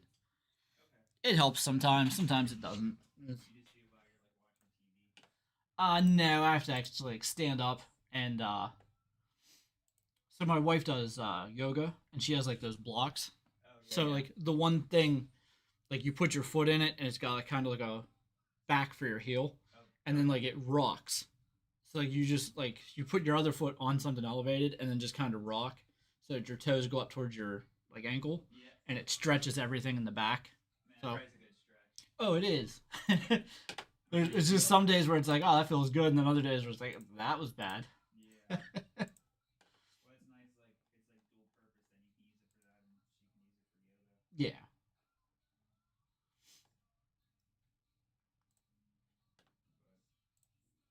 But you kind of tells like some mornings when you wake up, it feels better than others. Yeah. I think we went to the Delmont Apple Festival a couple weeks ago, Oh, and cool. it's like all hillside and like no pathway. Oh. Oh man, that was so bad. I told my wife, I was like, don't ever let me say we're coming to this again. Oh, was it your idea? Yeah. I said, if I ever tell you that again, I said, you have permission to slap me. Like, just knock it out of me. So you regret going. Oh, yeah, it was bad. That hurt for like a week. Uh-huh. But I mean, if I do common sense stuff, it's manageable. Mm-hmm. It's whenever I like try to push it too much, then I feel it. I gotcha. That's like I haven't played basketball in maybe a dozen years. I Going back that long. yeah, it's 'cause I had to have my left hip replaced, Okay. and it got to the point where like I couldn't walk without it like clicking and causing pain. Yeah, it's not fun. So I was like, I didn't really want to do anything, and he's like, the doctor says, well, I put you in a new hip. He's like, but you're really young, so let's try to take it easy on it, so we don't have to like go right back to it. Right.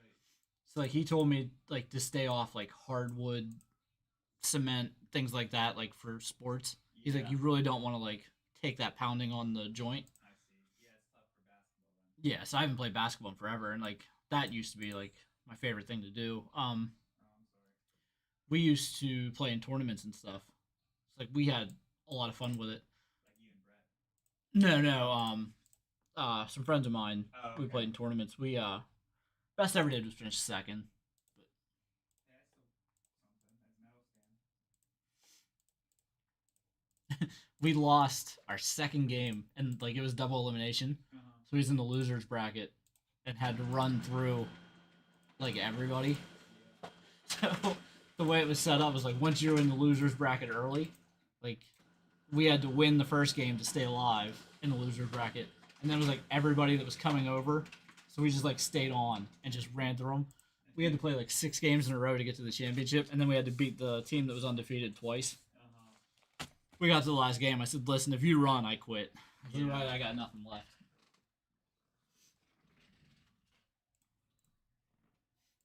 But that was fun because we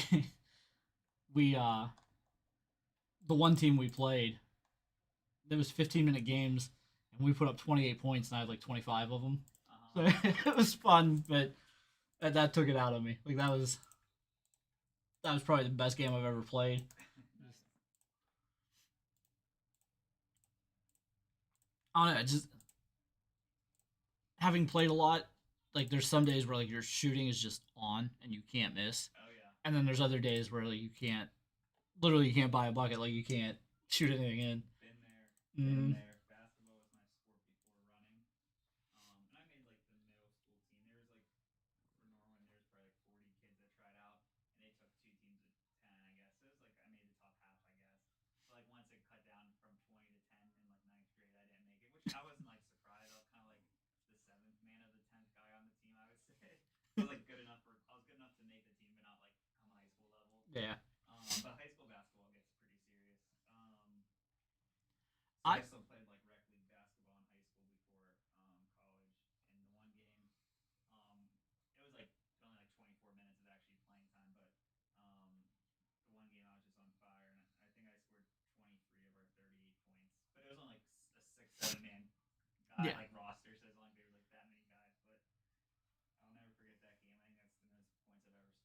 Yeah, we was we was playing, and the guy that was running it was like, you gotta cover him. He's like, you can't let him breathe out there.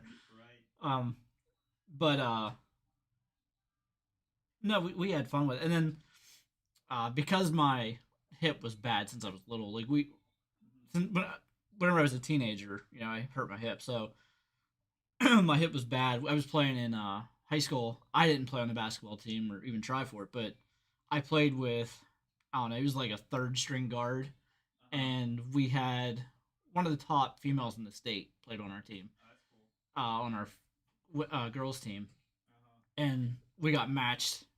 They put him, her, and me on a team together. Uh-huh. So it was like an intramurals tournament. Yeah. We was scoring like 50 points in like 5-minute games. It was Whoa. just like ridiculous. Like nobody even came close. They split us up. It was Yeah. like, we're not gonna do that anymore. Yeah. With your shooting ability and then having like the third string And and then the girl. honestly, like his passing was so good, Uh-huh. and then she was better than both of us at everything. Yeah. she was just really really good. But yeah, she could like pull it from anywhere on the court and shoot. It was like ridiculous. Yeah, she was really good. Did she end up playing in college, you think? She did, but I don't know where she went. Uh-huh. She was more concerned about academics, so I don't know where she played. I got you. We had a real good hockey player in high school. He went to Robert Morris, but I can't find like any stats from what he did there. Yeah, some sports you can see more info than Yeah, others. like he whenever he was younger, his dad took him to Canada and had him play in like the under 12 like tournaments and stuff. Oh, wow. So like he actually like played in good leagues and tournaments and everything. Yeah, he had a good bit of prior experience. Yeah, and then whenever they moved into the Whippeal area, he just dominated everybody. Yeah. Even our hockey team would lose like 5-4, but he would have 4 goals. He was really good. He put the team on his back. Yeah, it was fun to watch too, because like we would go to the games just to watch him play, Uh-huh. because everybody else, I mean, and he wasn't like huge. He was like 6'1", 6'2". Yeah, I mean, there's some high school kids that can't match that, but Right. he was much better skater than everybody else. It's like he would just pick up the puck in the defensive end and just skate through the entire other teams. You just see like everybody like around him like poking at the puck, and he's just bodying them out of the way. Yeah. It was fun to watch, and the other goalie stood no chance. So Yeah, I feel like the Whippy was not a hotbed for hockey. no, and it was fun to watch it. It was almost like watching somebody play like younger kids. Uh-huh. He was so good, and I don't know why. Like, I know he went to Robert Morris. I know he was recruited there. I just don't know what he did Right. once he got there. My wife has a friend that played at her friend's husband played at Robert Morris, and I tried to look up his stats, and I can't find anything on him either. It must just be RMU hockey in general. Yeah, like it's just really hard to find it. Yeah. He's a little bit older than me, so he would have been there early 2000s. Okay. My friend would have been there. Well, the guy I went to high school with,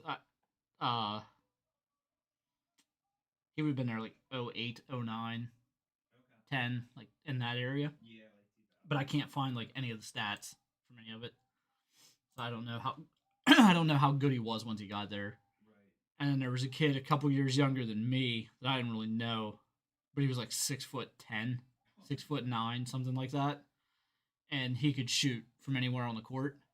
Uh-huh. And he had a game-winning half-court hook shot for our team one time. Yeah. But he didn't like playing. His dad made him play. Uh-huh. So it was UNC Asheville, I think, was in the tournament like the year that he graduated, Yeah.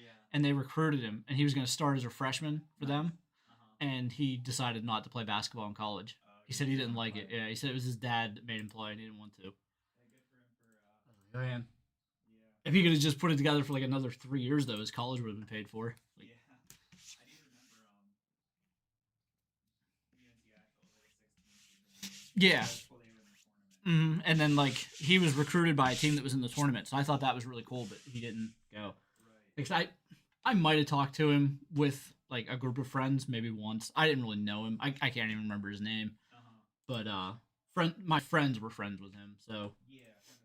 Yeah, they were like telling me about it, but I didn't. I didn't really know him. I never got to play with him or anything. I'd imagine it would have been miserable Yeah. to play against him. The best person I ever played was a Division 3 point guard. Okay.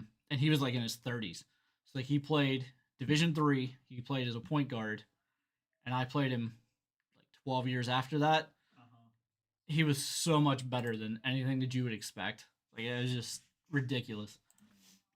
And I said like that just goes to show like we can sit at home and watch an athlete and be like, oh that bum, how'd he miss that? Right. But like whenever you can play like the lowest level of like that guy is nowhere close to anything that's an NBA player. You know, Uh-huh. even the D1 basketball players Right. are, 2-3 times better than him, and he was unbelievable.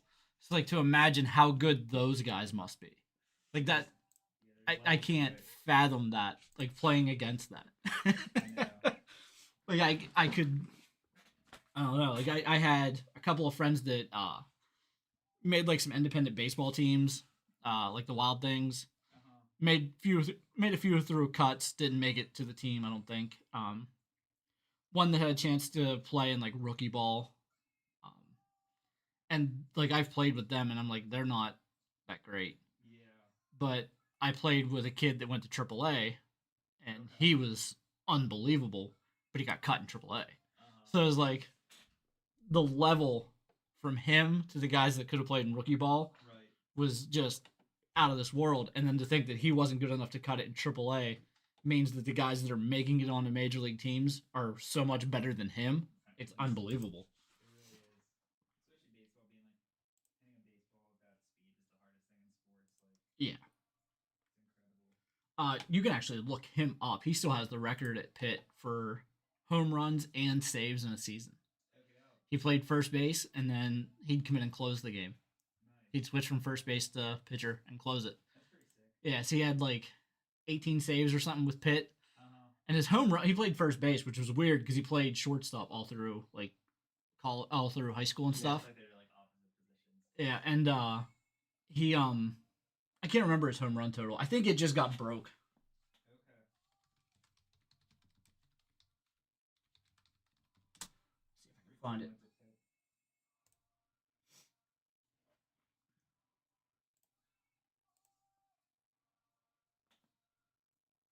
That's the women's.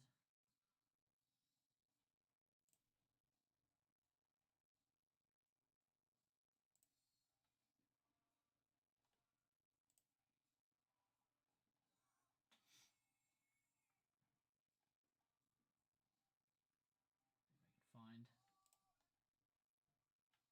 It's not on there.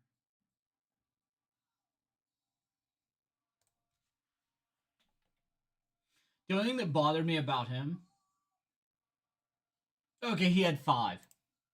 5 saves. I thought it was like 18 might be his home run number. Okay.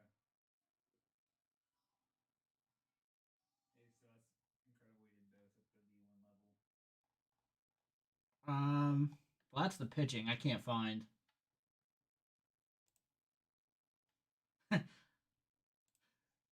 I clicked on his name. They have like a link on his name. I clicked on it and it went to like an OnlyFans link and said it was blocked. No way. That Dude, has to be- I'm not lying. Look at this. Okay, I'll come around. Where did I see that at?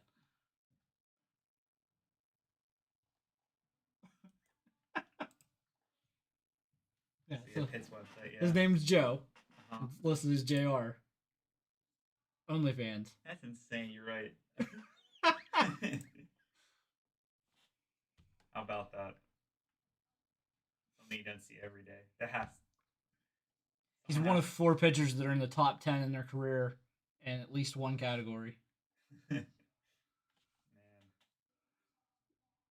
Yeah, it says 5 saves. Uh huh.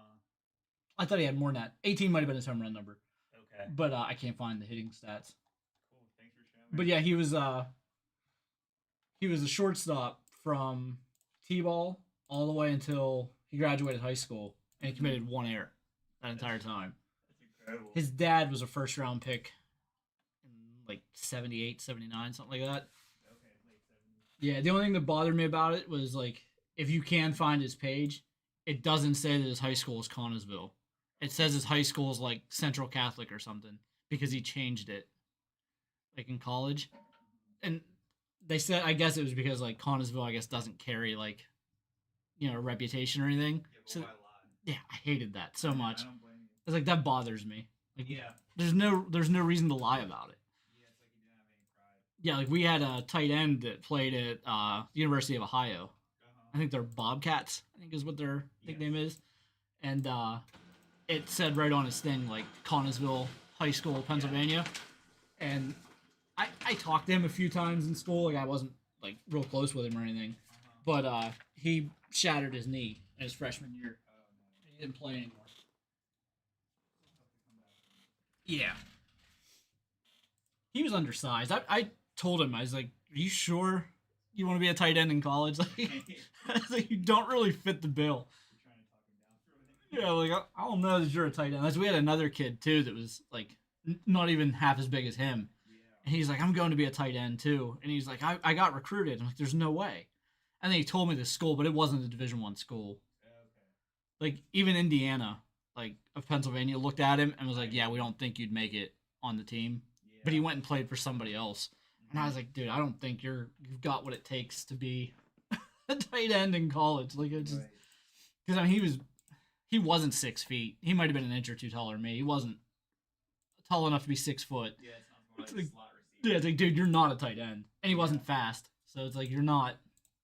Right. You're just not anything. You're not a wide receiver or a tight end. Yeah. You either have to be. You could bulk up and be a fullback. Like Yeah. Fullback might be. that's about it. Yeah. But no, we had some good athletes, but yeah, I just like I said, it's amazing to me that those guys like playing against them, the level that they brought, just in recreation and stuff, just messing around, how Right. good they were. To think that they weren't good enough to make it just tells you how good the professional athletes are. Insane. Yeah. So whenever I lose a bet, I'll sit and go, "Ah, come on, you got to catch that, you bum." But in reality, those guys are better than anything we could ever fathom. Insane. All right, guys, our next break is a 2025 Leaf of Bronx Legacy Baseball. 2 bucks. Random hit break number 2. Our first break had the Aaron Judge with the All Rise inscription out of 5. That is in our hit pool. It's currently losing to the Pete Townsend cut and the Babe Ruth game used triple bat relic. All right, we're going to randomize the spots 5 times, then the cards 5 times. Pair those 2 lists up so that every spot gets a card in the break. There are the 8 names. We do have Upper Deck Premier Hockey after this.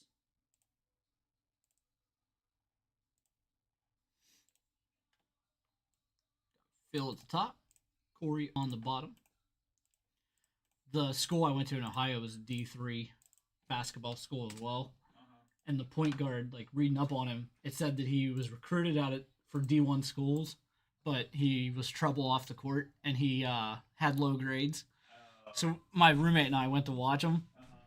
He was so good, even compared to those guys. He had a quadruple double in the first half and got kicked out of the game because he got into an argument with the other team's coach.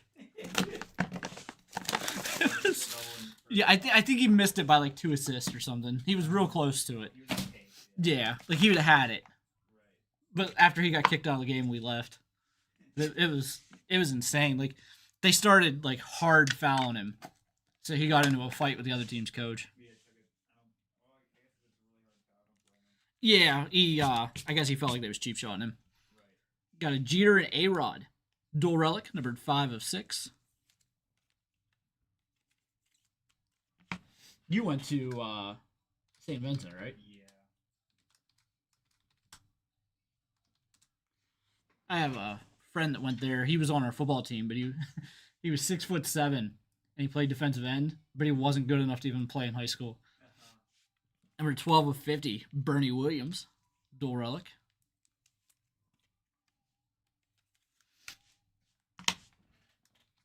He played like rec league basketball with some of the rugby team or lacrosse team at St. Vincent. Can't remember which one it was. Do they have? They have a lacrosse. And yeah, they actually do have rugby, but lacrosse is like an actual rugby's a club. Okay, so it was the lacrosse team, Yeah. and the one year I couldn't make it to the basketball tournament, and he took like 3 of the big lacrosse guys, and they dominated everybody. Like they won first. They won first place because they just bodied everybody out. Right. We've got a triple autograph: Don Mattingly, Bernie Williams, and Paul O'Neill, number 204. Told him, I said, well, it's got to be nice to replace the 5'9" guy with a 6'4".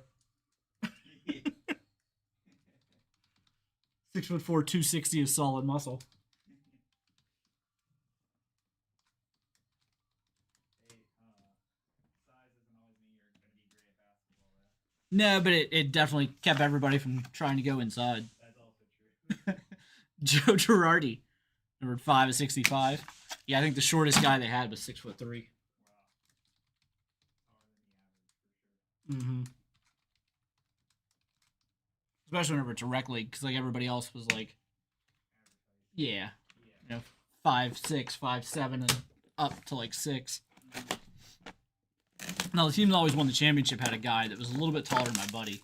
My buddy's 6'7", so he was a little bit taller than him.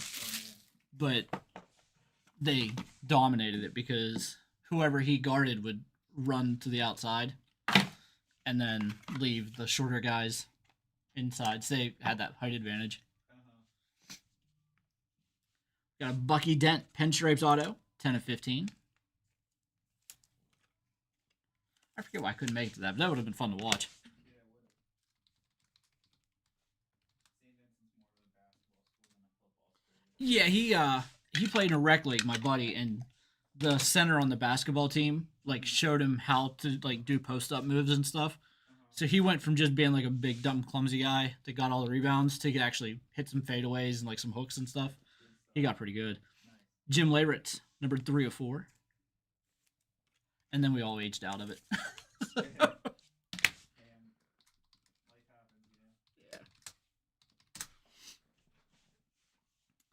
Season leaders. We've got 20 saves in 1981 for Goose Gossage, 68 RBI in 1981 for Dave Winfield. I guess they're all 1981. 14 stolen bases, Willie Randolph, and 15 home runs, Reggie Jackson. That sounds like a really bad year. 1981 leaders. Goose Gossage had 20 saves. Dave Winfield had 68 RBI. 14 stolen bases for Willie Randolph, and 15 home runs for Reggie Jackson. I gotta think the Yankees had a bad year in 81. Maybe there's a lockout. Maybe a shortened season or something. Shortened season. Number 2 of 5.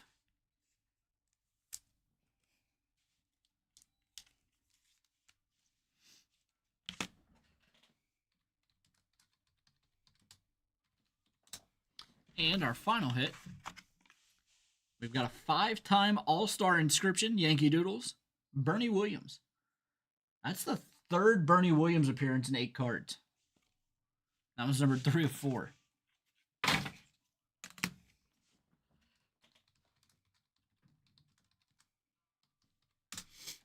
let's jump back over here. There was a strike in 81.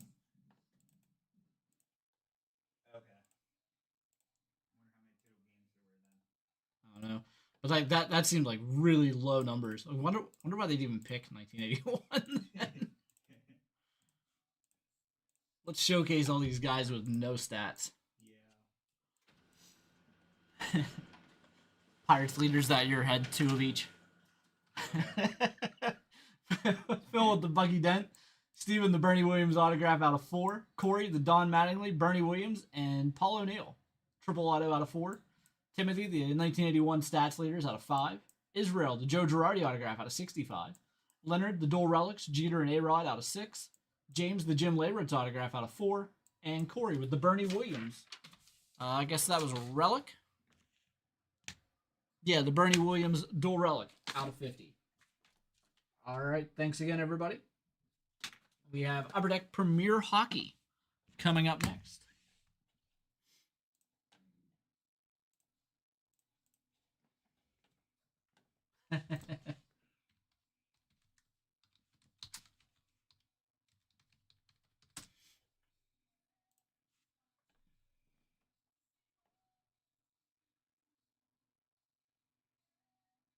They played 109 games that year.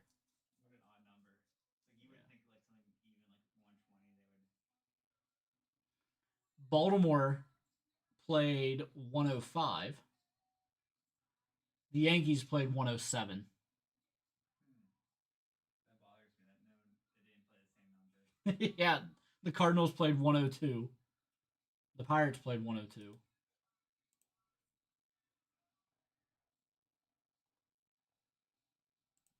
hope that's not what happens in 20. Actually, I'll take it over nothing though for 2027.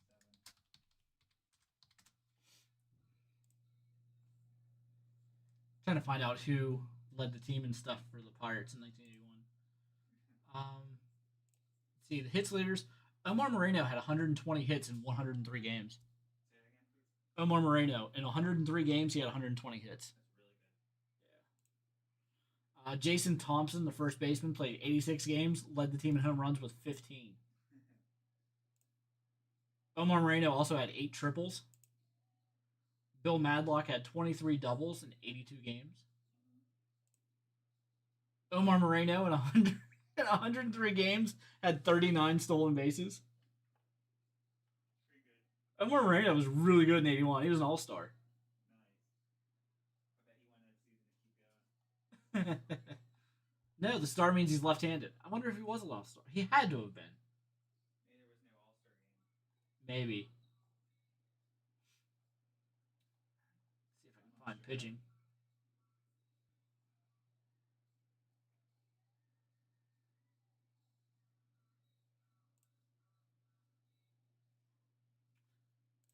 Their wins leader was Rick Rhoden with 9. Started 21 games. He pitched 136 innings. His ERA, what's that? What a fascinating season. Yeah. Teak led the team in ERA with 2.49. They did a closer by committee. Enrique Romo had 9. Rod Scurry had 7. Grant Jackson had 4. Teak had 3. Okay, I heard of Grant Jackson. John Candelaria pitched on that team too. Yeah, yep.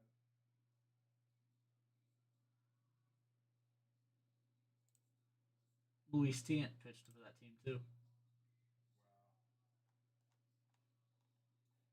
Dave Parker was in the lineup.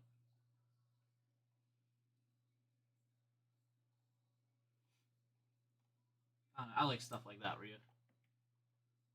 Yeah.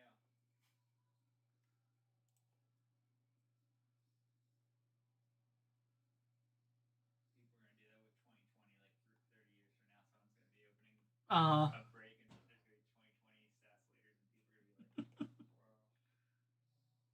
So their everyday lineup was Tony Pena at catcher. His batting average was 300. Jason Thompson at first base. He only hit 242, but he had 15 home runs. Phil Garner at second hit 254. No stats to speak of. Tim Foley was their shortstop. He hit 247. Nothing to speak of in stats. Bill Madlock hit 341. Won the batting title. Had 18 stolen bases, 6 home runs, 23 doubles. Madlock had a good year. Mike Easier had a 286 average, 7 home runs, 42 RBI, 18 doubles. He had a good year too. Left fielder. Moreno led the league in caught stealing with 14. He had 39 successful attempts. And then Dave Parker started in right field. He hit 9 home runs, drove in 48, and batted 258. That was his age 30 season. Yeah, I feel like that was like a little after peak Dave Parker. Yeah, the Bernie out of 50. That's the Bernie out of 50. Sorry, Corey, I missed that message at first.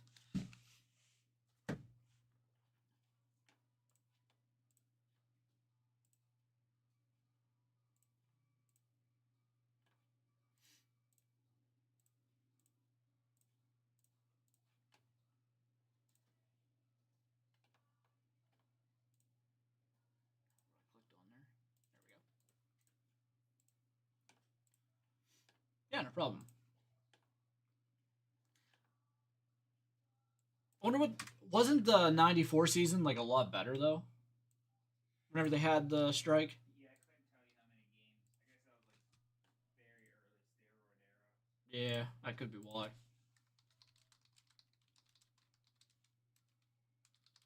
I thought Griffey had like a ton of home runs that year.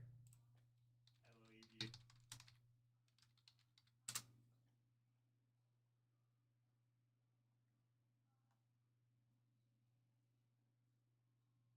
40. He played 111 games. It's a great face.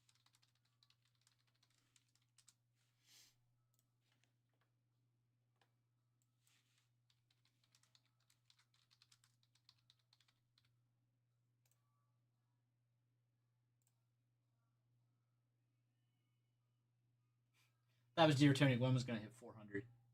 He finished with a 394 average. That would have been incredible. Matt Williams actually led the league in home runs that year with 43. What team was he on that year? Probably the Giants. Let's see. Might have been the last time they had a. Well, actually, never mind. Bonds actually led the league in homers. Yeah, Giants.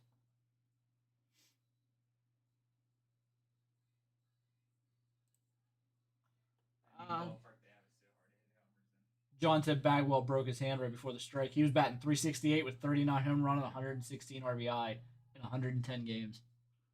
That's impressive. Yeah. Frank Thomas had 38 home run, 101 RBI, 353 average. Bond, that was Bond's second year in San Francisco. Uh-huh. He had 37 home runs, only drove in 81, but he stole 29 bases at 312. That's a good all-around player. Mm-hmm.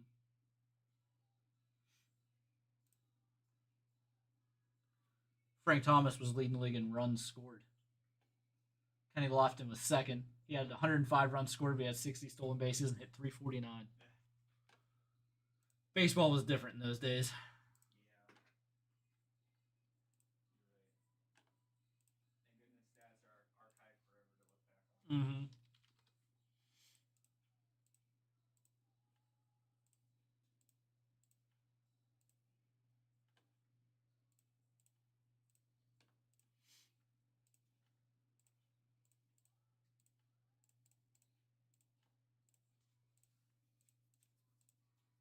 Yeah, I used to love watching Griffey back in the day.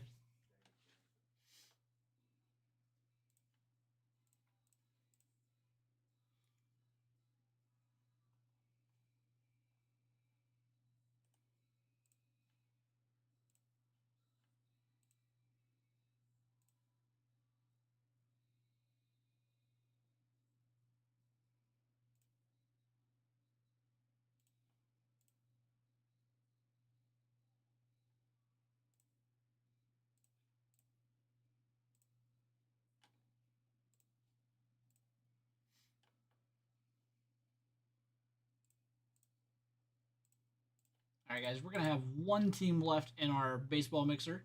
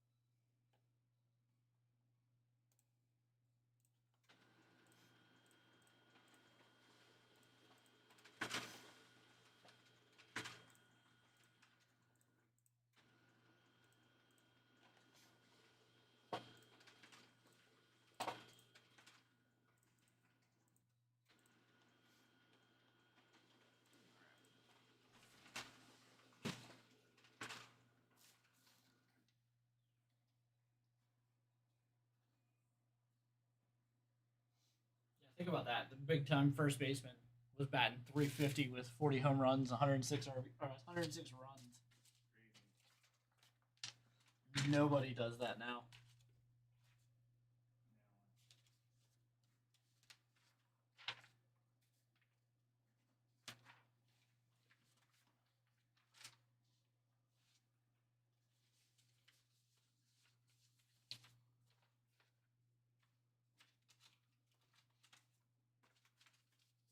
Alright, Patrick, I have your personal. I'm going to grab that next. Hopefully somebody grabs the Diamondbacks there. We can run our World Series mixer as well today.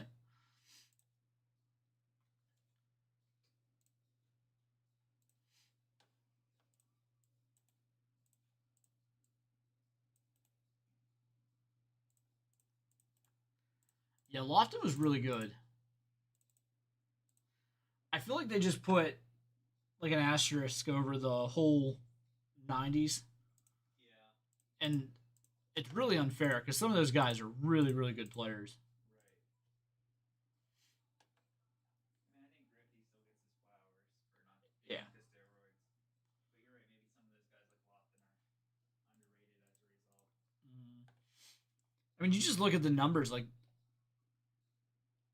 I get like compared to today, it's hard to do because baseball's so different now. Everybody's swinging with an uppercut at an angle to drive the ball, but like back then, there was average hitters. Like, Right. just their whole thing was get on base, and if they got a base hit, they was on third. Yeah. Like, it was so much different. Right. Now it's like Luis Ariz and everyone else. Yeah.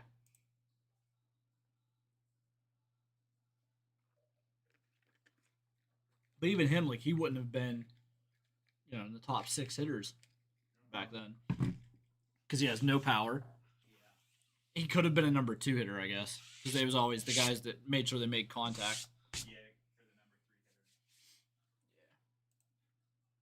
Now he bats leadoff and he has no speed. And then Judge bats leadoff. That's ridiculous. Schwarber was batting leadoff for a while because he was walking. Yeah. Could you imagine like Bonds batting leadoff? Oh my goodness. You gotta pitch to him or walk him and just have the guy. Yeah. 70 home runs, 65 RBI somehow. Right. Just a horrible rate. Nail his own base. No, it's back when like the pitch from the NL was hitting, so yeah, the RBI total was really low. Yeah, he'd always been on.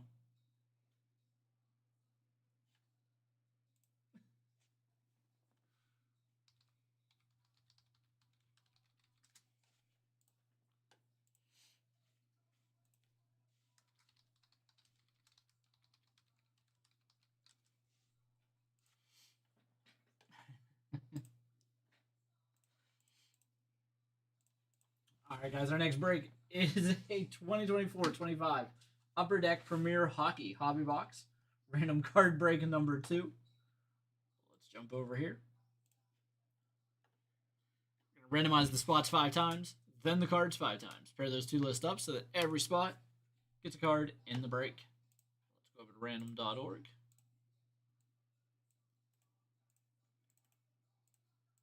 That song will be in your head now forever. It's not the worst. It's a good song. It just sticks in your head forever. Yeah. All right, so we have Steven at the top, Brandon on the bottom. I found that I can play music at a certain level to where it doesn't register on the microphone, so I can't get flagged by Utah or YouTube. But I can, by Utah. It doesn't get flagged by YouTube, but I can still hear it, and it isn't just silent in here all day for me. So I've, yeah. If I need to talk to myself, I will. All right, let's go.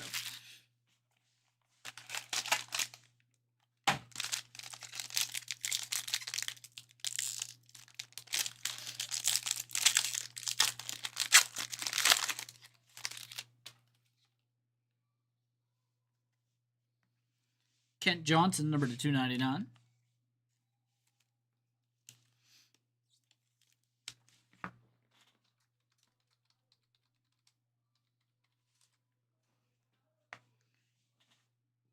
Ethan Del Mastro, rookie, number to 399.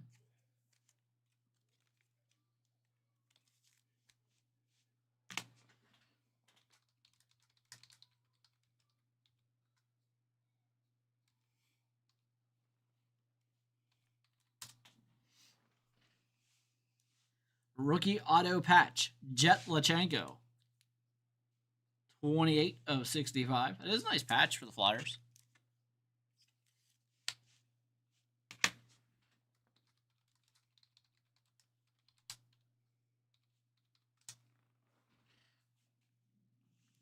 Frank Vetrano, auto patch, 3 of 49 for the Ducks.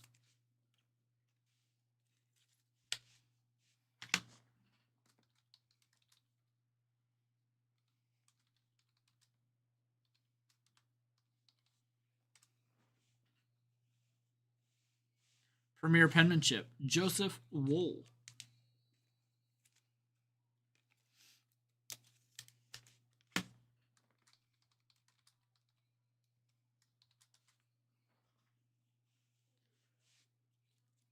Premier jersey, William Nylander.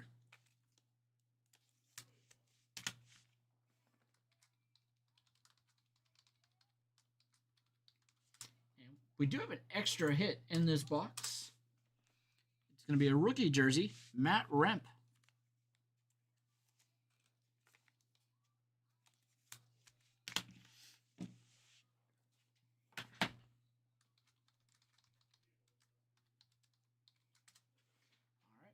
Let's jump over here.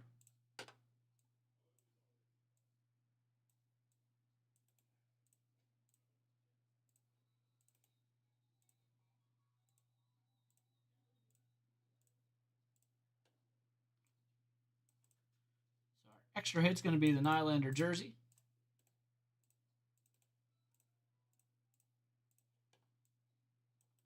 And let's see who wins it.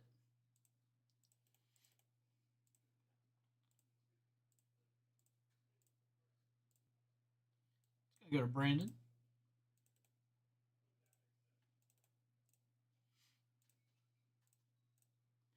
Got Steven with the Jet Lachenko rookie patch auto, number 65. Chris, the Kent Johnson base out of 299. Brandon, Ethan Del Mastro rookie out of 399. William Nylander jersey. Also, the Joseph Wool autograph. Kevin, the Matt Remp rookie jersey. And Stephen G, the Frank Vetrano autograph patch. That one's out of 49. All right, that'll do it. Thanks again, everybody. We have a personal break for Patrick coming up next.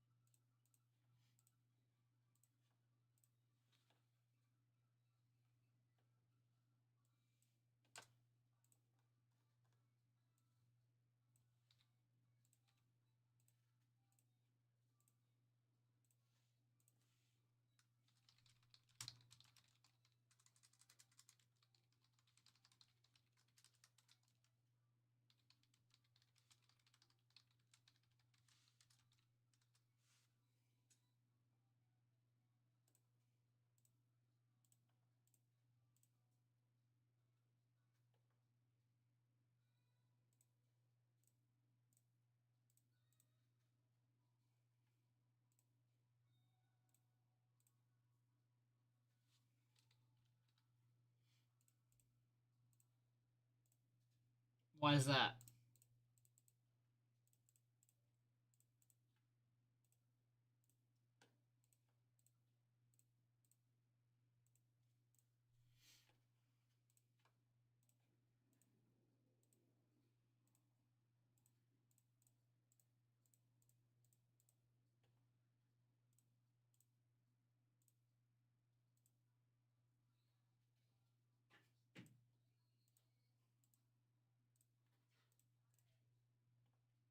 I like it.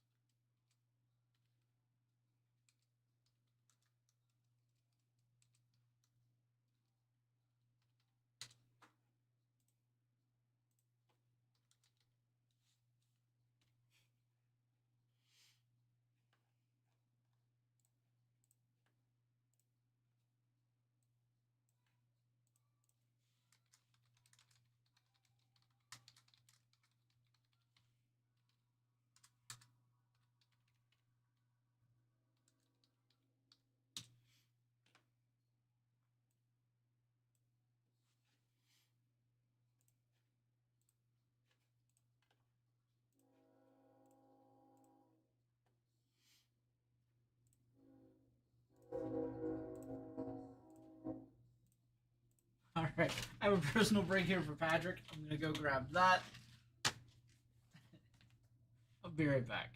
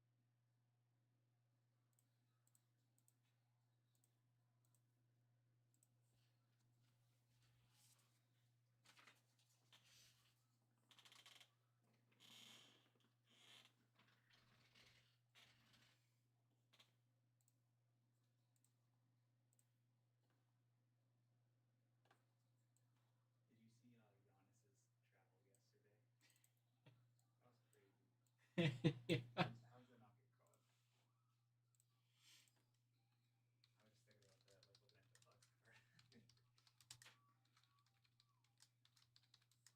just thinking about that, like looking at the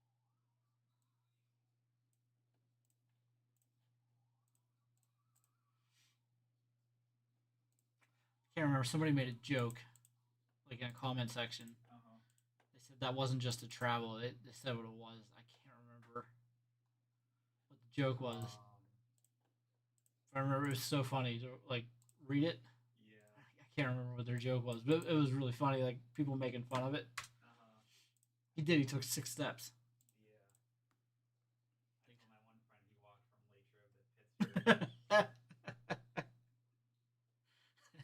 Because, we went to same so it's like, I mean, yeah, that was bad travel.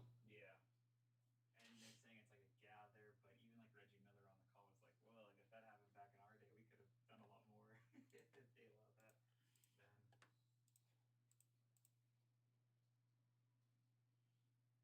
Yeah, I mean, he literally took 6 steps after the last dribble.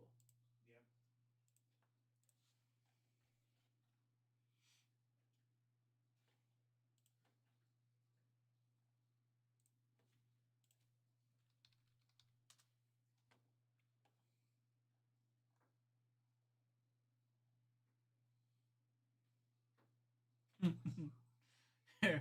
There's an account called Bad Sports Refs. They wrote Giannis walked across the state of Wisconsin and didn't get called for a travel. I like that one a lot.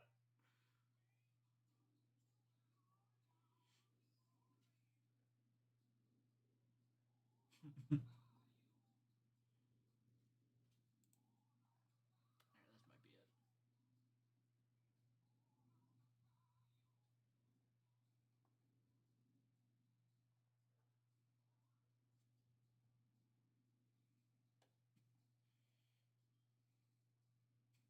Somebody said I hope he brought his passport with him. Oh. I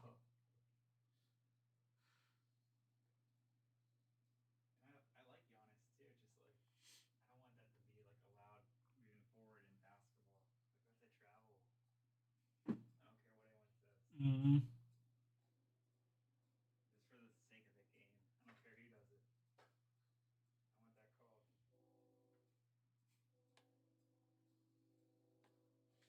Yeah, this guy said that wasn't a drive to the basket. He took a road trip. That was actually my favorite. I think that's the one I was looking for from yesterday. Love it. I seem to remember that picture. This guy said, to be fair, the first 4 steps he took were to gather himself.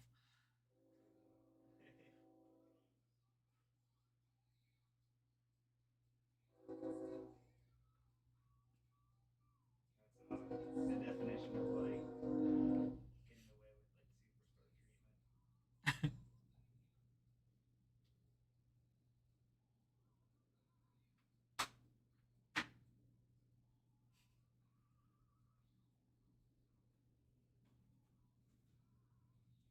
Somebody said I had no idea Giannis got traded to the Chiefs. There's some good ones in there. Yeah, that might, the Chiefs talk like that might start to rise again with the way they're playing. Mm-hmm. I feel like they were kind of died a little bit when they started. What, like 2-2? Or they were like 1-3 at one point, I right? think so, yeah. Now they're 5-3. Hey guys, our next break is for Patrick. It's a 2025 Gold Rush Autograph Funko Series 3 box. Well, we knew once they got Rashee Rice back, they was going to be the best team in the league again. Because that's all they was missing was an offense. Right. So. This guy might be missing another quarterback this week. Jamar Chase. Beckett certified. I was listening to the Football Diehards yesterday on the way home. And with the 3 games that Flacco played with Jamar Chase, if you take that out over a full season, he's on pace for 308 targets.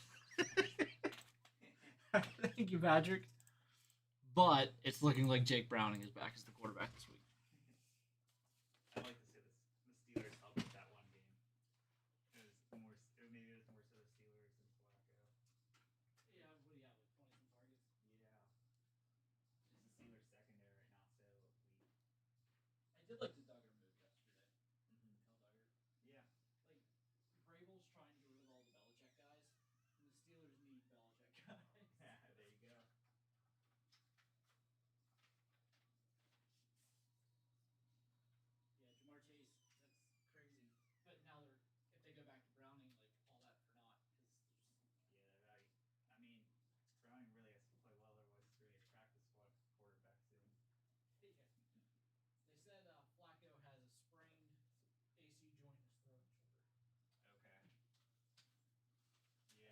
be a little hard to flip ball.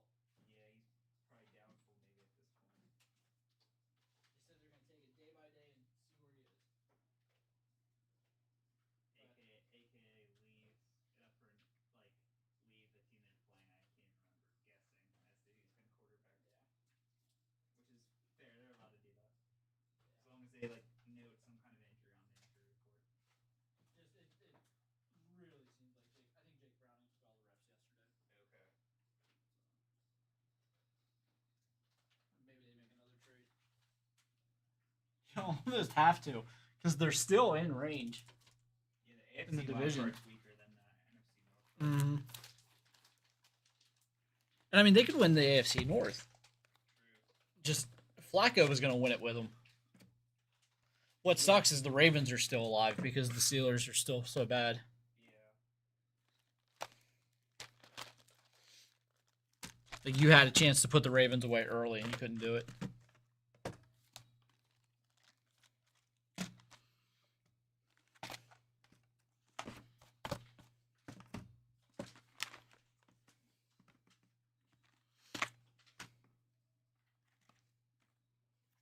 Those Steelers Ravens games will have a lot of meaning. Yeah. Lamar Jackson will run for 3,000 yards.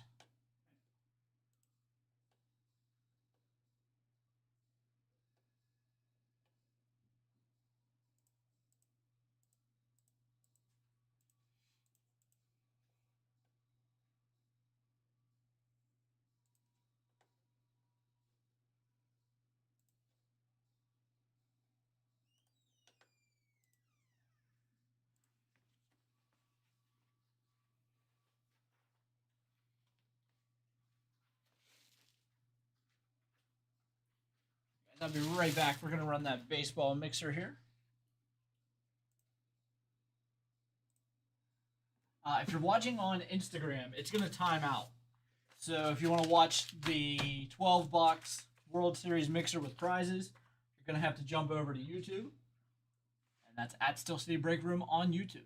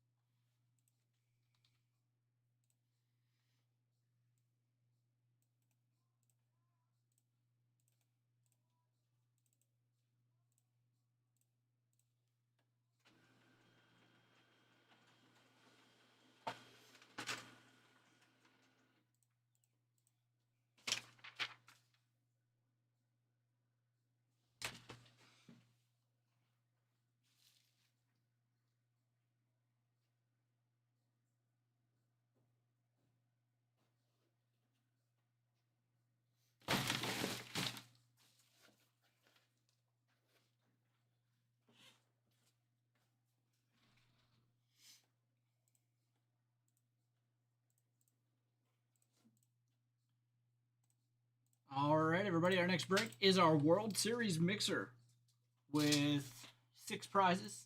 I had to count them real quick. As we pick your team break, let's go ahead and jump over here. Again, it was pick your team. Each team was priced individually. Customers will receive all cards from their teams. After the break, we're going to randomize the spots 5 times, then the prizes 5 times. The top 6 names are each going to be matched to one of these prizes. We'll take them in this order. Shane Bieber, first Bowman autograph with the Not Justin inscription. Max Scherzer, 2008 Topps Update rookie card, BGS 95.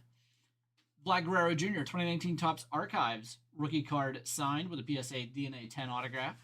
Clayton Kershaw, 2008 Topps Bowman Chrome draft picks rookie, BGS 95. A Blake Snell, 2019 Panini National Treasures patch auto 1 of 1.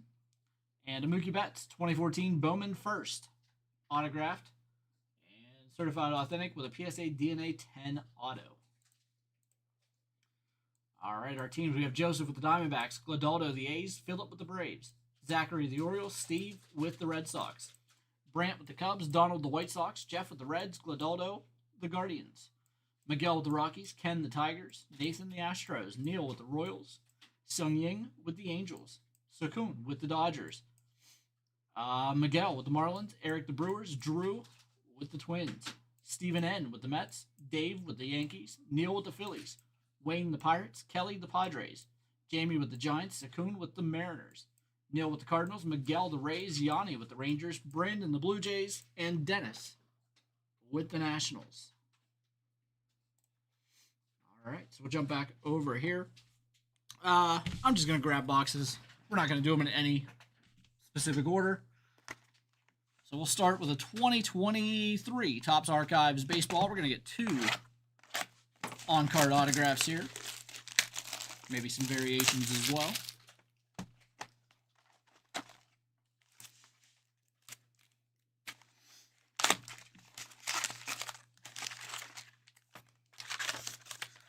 A lot of different products in here. Some 24, 25.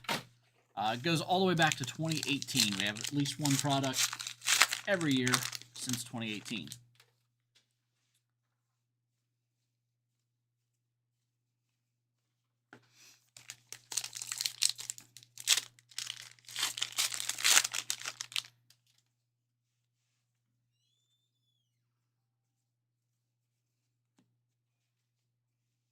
CJ Crone insert.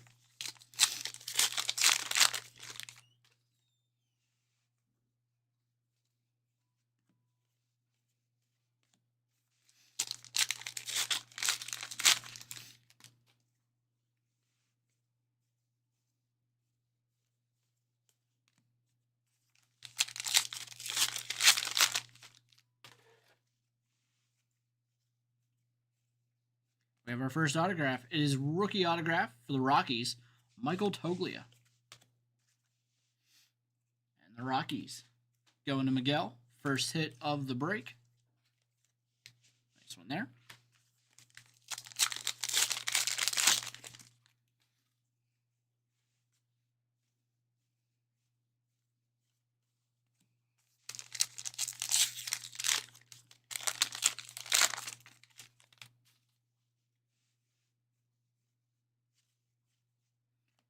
Kings of Swing, A-Rod insert.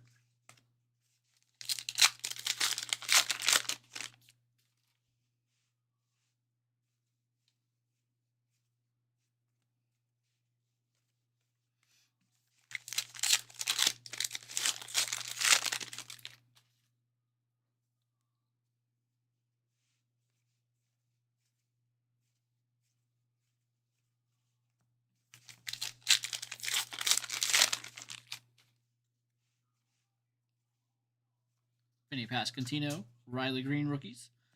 And we have a rookie autograph from the Dodgers, James Outman. James Outman. The Dodgers go to Sakun. He got traded at the deadline, did he not?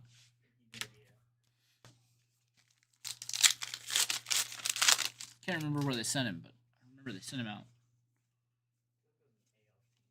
I think so too.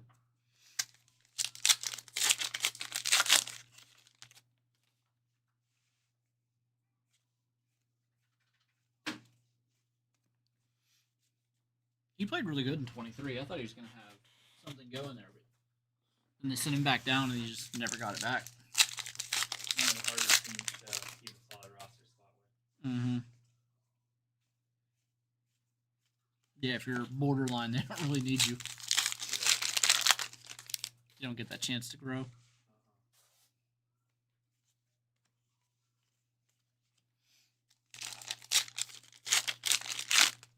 It wasn't in the Ruiz deal, was it, with the A's?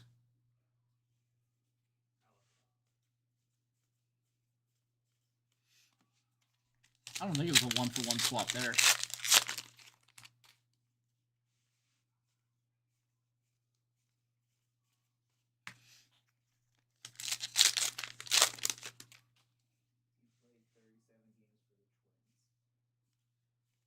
I don't even know who they got from Minnesota.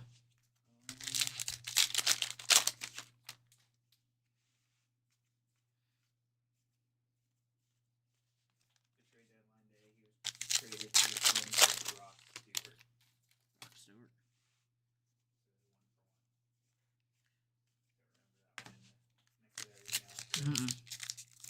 He's not even on the World Series roster, I don't think.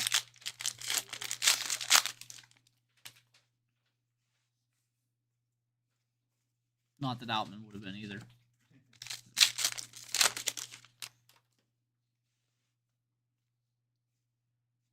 Vinny Pasquantino, Baby Boomers.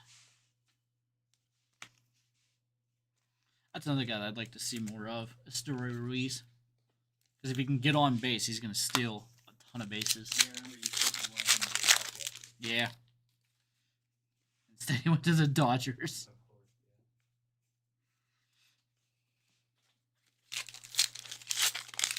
Yeah, because they had to send him down, and I said, why wouldn't the Pirates take a chance on a guy like that?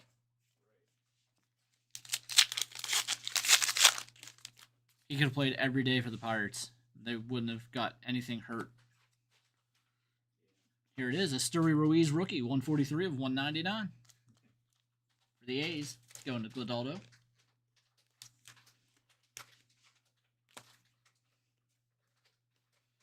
What's he going to do? Run into trouble on the base paths?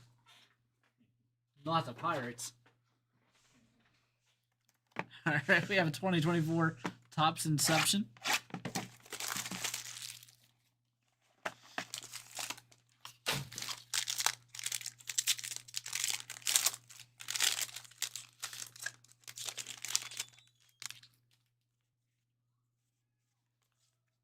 Wyatt Langford rookie. A.J. Smith-Shire rookie. Jason Dominguez rookie. Christian Encarnacion Strand, short print rookie. Clayton Kershaw, numbered to 199. Manny Machado, numbered 7 of 10. That's a nice card for the Padres. And a patch auto rookie, 103 of 200. Austin Wells from the Yankees. Nice hit right there, Austin Wells. Rookie patch auto.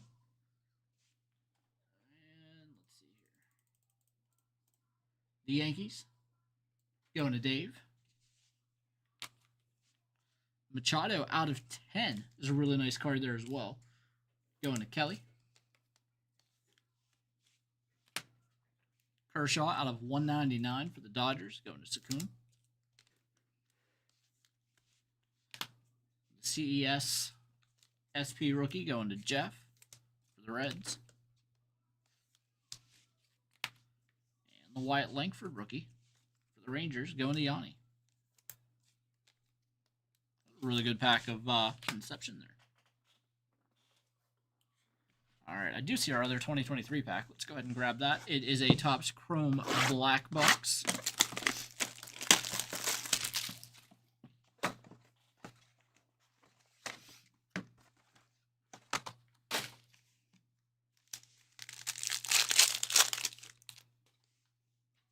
Salvador Perez, Aaron Judge refractor, number to 199. Logan Hop rookie. Back to Dave here with the Aaron Judge refractor. And our autograph is Gerard Encarnacion for the Marlins. Miami goes to Miguel. All right. Let's do our 2021. I see those standing here on the end. We've got a Bowman Chrome Sapphire 21. We're going to get 2 Chrome Sapphire parallels.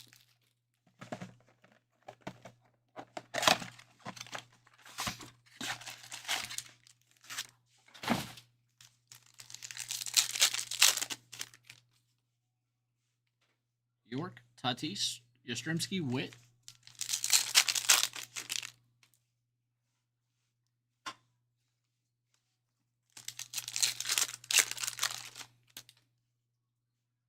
Rushman, Ronald Acuna Jr. Gold, 14 of 50. For Atlanta, going to Phillip.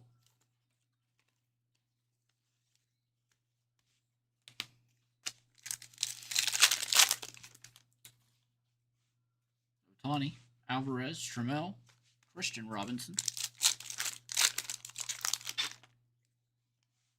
Altuve again. Starlin Aguilar, 85 of 99 with a Bowman first. Christian Javier rookie, Pedro Pineda first.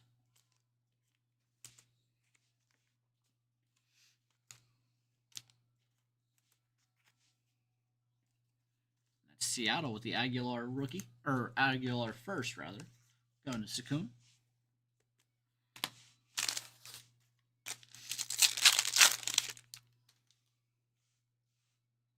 Davey Garcia rookie, Victor Acosta first, Keibert Ruiz rookie.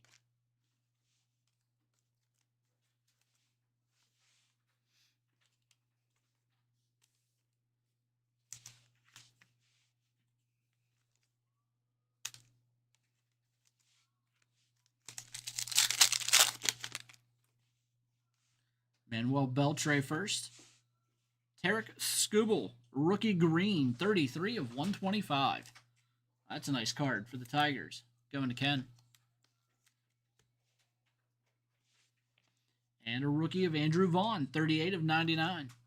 So instead of 2 parallels, we have 4. Andrew Vaughn for the White Sox. Going to Donald. And Alexander Ramirez first for the Mets. Goes to Steven.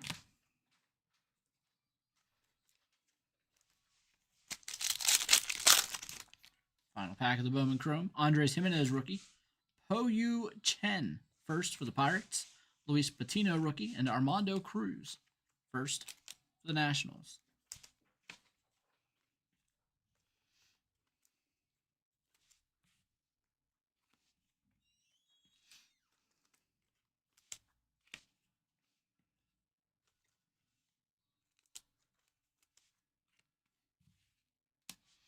All right, then we have our 21 Topps Chrome Sapphire.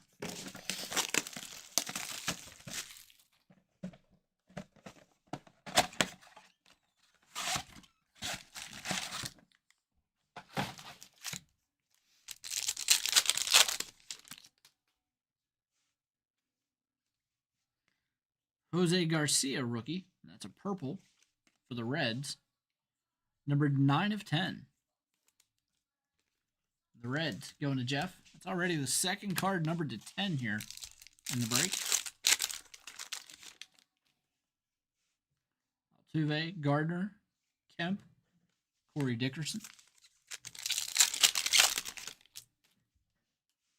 Lorenzo Cain, Clayton Kershaw, Nick Heath, Michael Pineda.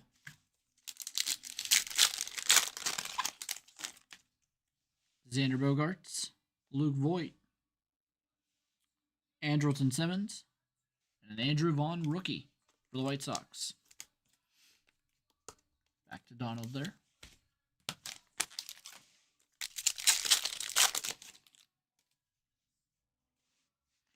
And our autograph is rookie Brady Singer for the Royals. Going to Neil.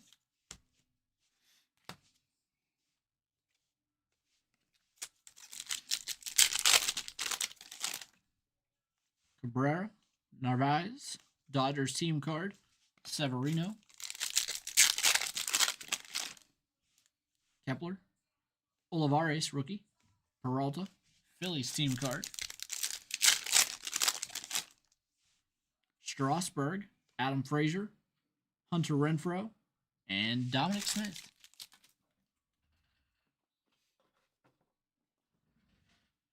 right, we're going to save some of those there for a little bit later here. Got a 2025 Chrome Logo Fractor.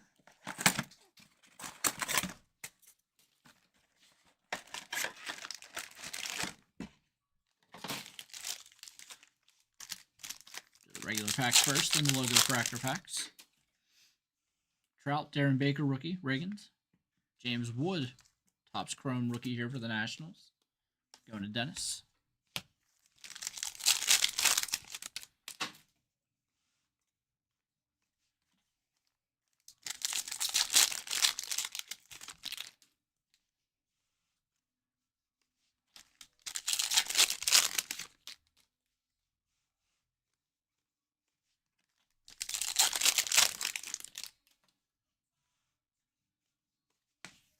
Our 2 Logo Fractor packs. William Contreras, Nolan Arenado, Corey Seager. We have an orange rookie, Yelber Diaz, 19 of 25. The Diamondbacks going to Joseph. The orange Logo Fractor. And our second Logo Fractor pack, we have Scherzer, Fitzgerald, a rookie autograph of Darren Baker for the Nationals. Back to Dennis. We'll get a blue Willie Adames, 61 of 150 for the Giants. And rookie David Festa for the Twins.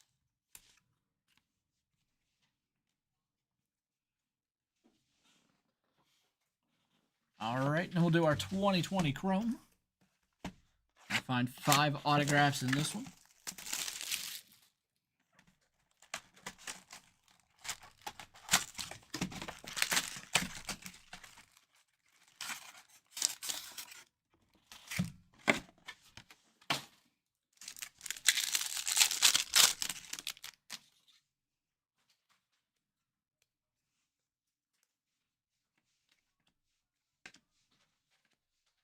Orlando Arcia with a refractor.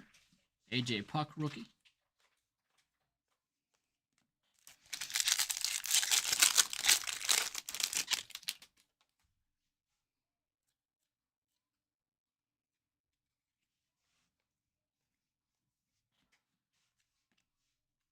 Freshman Flash, Luis Robert. Jake Rogers, rookie refractor. Matt Thace, rookie. Logan Webb, rookie. One of the best pitchers in the National League there, Logan Webb. Going to Jamie. Jake Rogers, rookie refractor for the Tigers. Going to Ken. And the freshman Flash, rookie insert, Luis Robert. Going to Donald.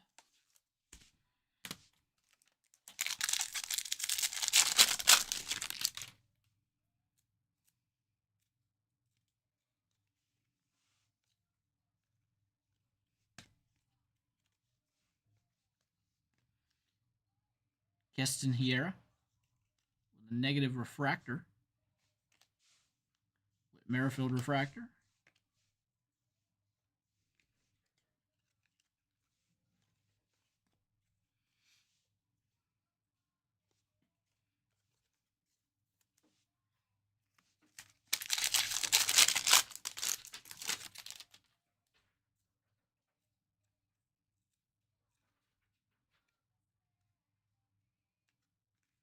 Still not found an autograph yet. It's supposed to be 5 in a box.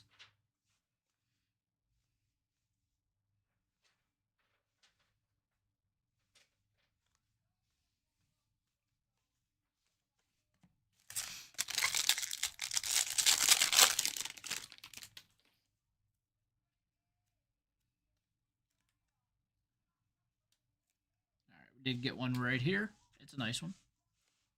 Nico Horner rookie for the Cubs.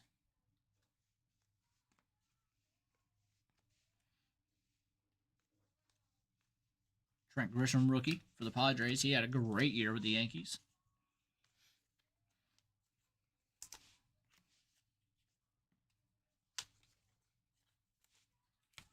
And our rookie autograph, Luis Robert. Another nice hit there for the White Sox. Going to Donald. Topps Chrome Rookie Auto, Luis Robert. It is a refractor. It's numbered to 499.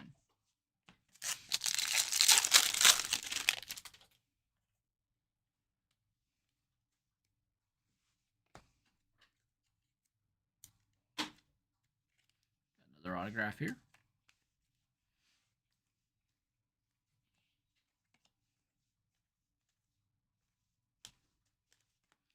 And it's going to be a rookie autograph, Jalen Davis for the Giants.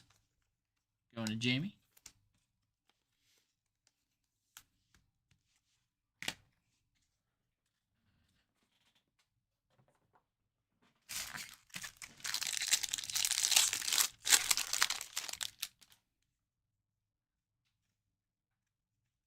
Another rookie autograph coming up.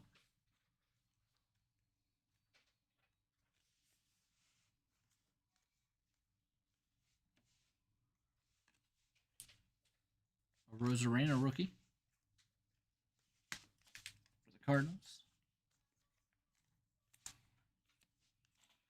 And it's going to be Jordan Yamamoto, rookie autograph for the Marlins. Going to Miguel.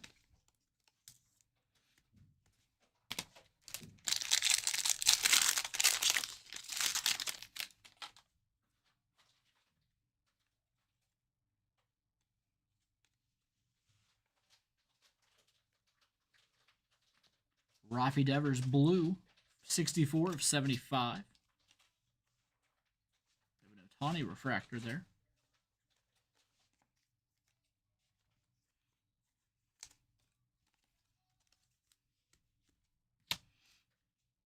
Again, Devers out of 75 for the Red Sox. Let's go into Steve, the Ohtani refractor. Went to Sung Ying.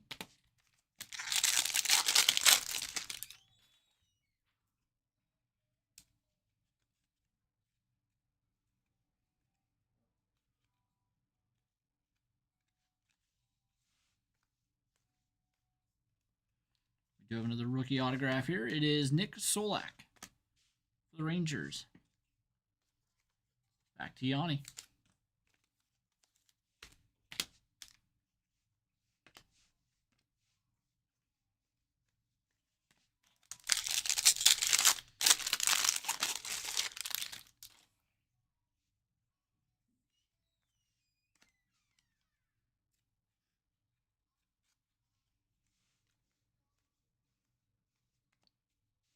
Ronald Acuna Jr. refractor. Kyle Lewis rookie refractor. And Andres Munoz rookie autograph for the Padres. Nice hit there, going to Kelly.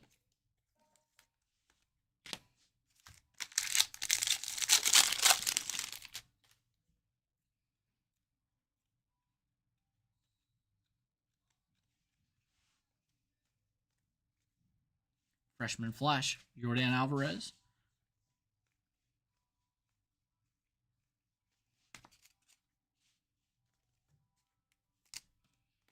The Astros going to Nathan. Final pack from Topps Chrome.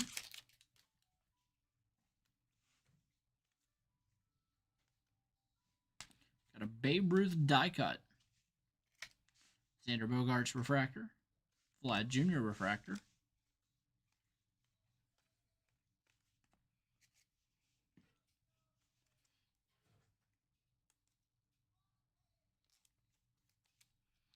Babe Ruth there, Yankees going to Dave.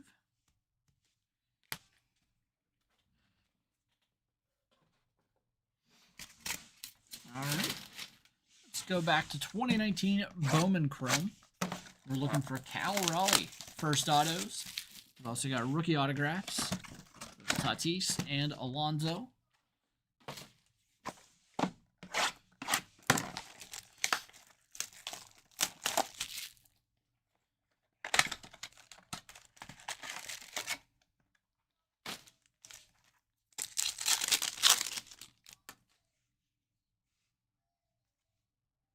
Yoan Moncada, number to 499 for the White Sox.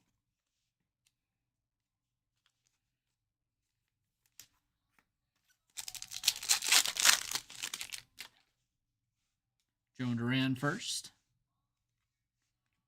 Hudson Potts, number to 250 for the Padres.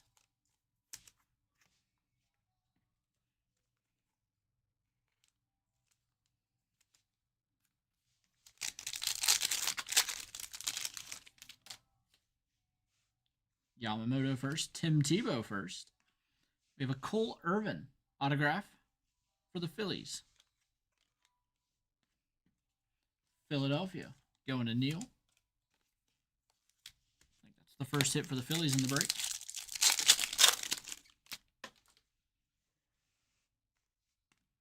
Zach Brown, Purple Shimmer. Taylor Ward, rookie.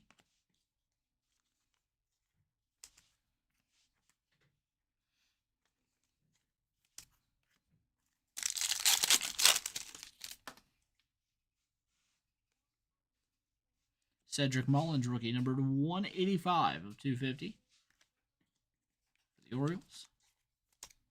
Baltimore going to Zach. Ryan O'Hearn, rookie for the Royals.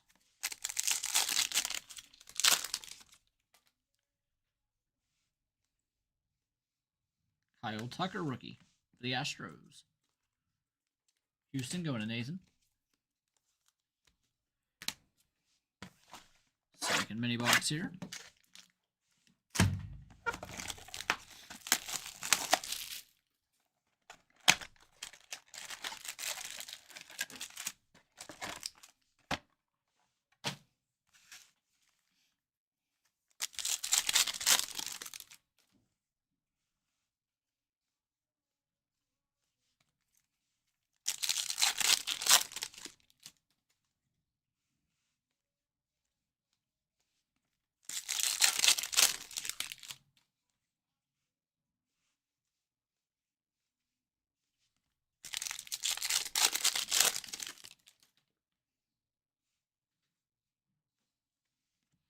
First autograph, James Bork for the Nationals.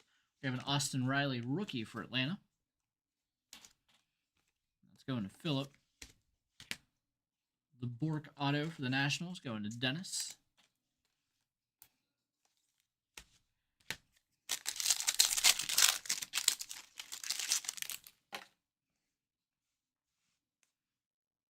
Miguel Geraldo, first refractor, number 499. Blue Jays.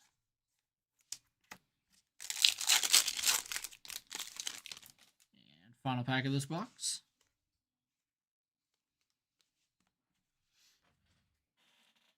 All right, let's go to 2022 Topps Finest.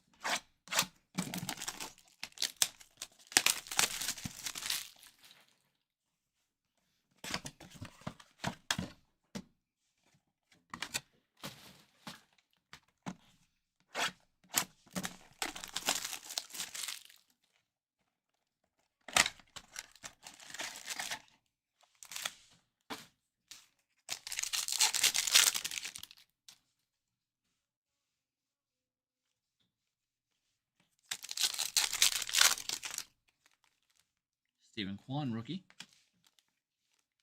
Finest rookies, Brandon Marsh.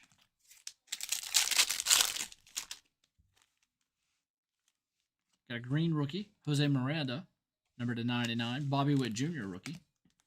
Again for the Royals.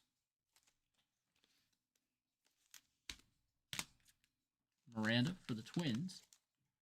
I was going to go to Drew. Get out of 99.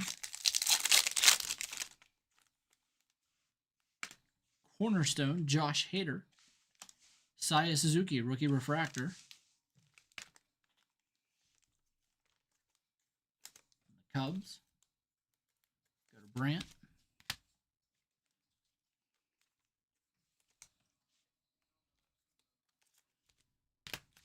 The Hader there for the Brewers. Going to Eric. We've got a Finest Moments autograph, Andrew Jones for the Atlanta Braves. Going to Phillip.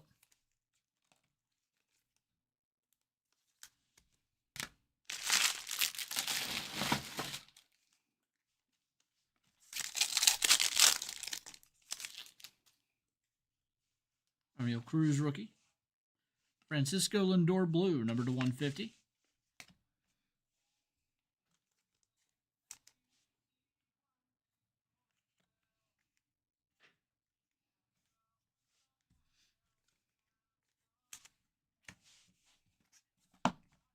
Second mini box.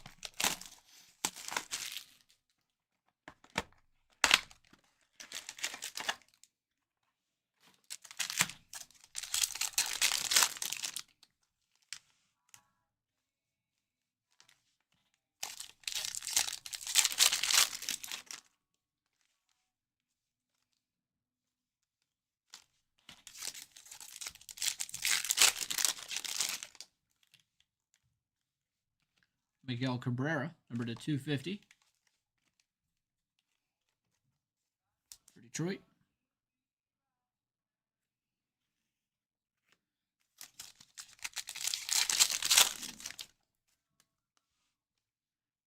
C.J. Abrams, rookie refractor. Torkelson, rookie for the Tigers.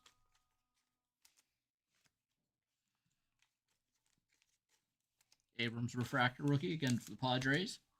Going to Kelly.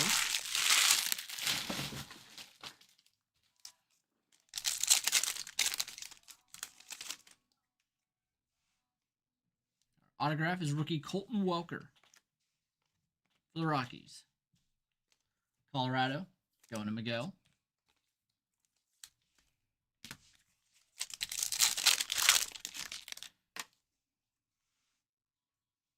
Saya Suzuki refractor, number to 199. Nice rookie there for the Cubs.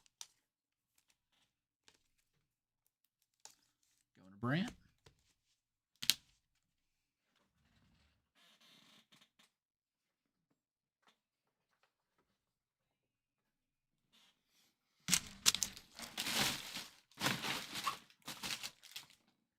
All right, let's do our 2018 Topps Chrome update. Again, looking for Ohtani, Acuna, Soto, Devers,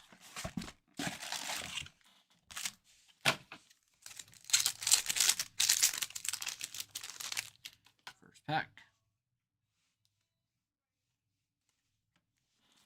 Get some sleeves ready here.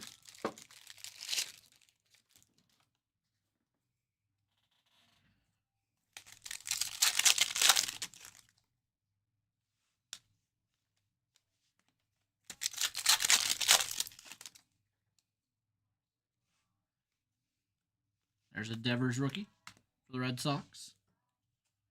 Going to Steve.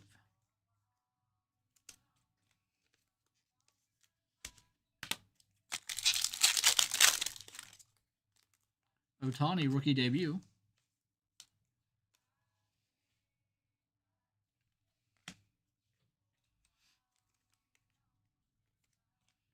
And the Angels. Going to Sung Ying.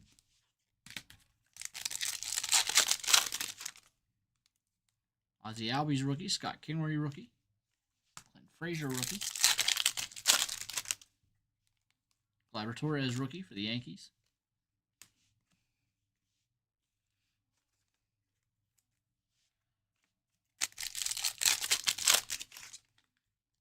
Shane Bieber rookie for the Guardians here. It's going to go to Gladaldo. We do have 2 boxes left.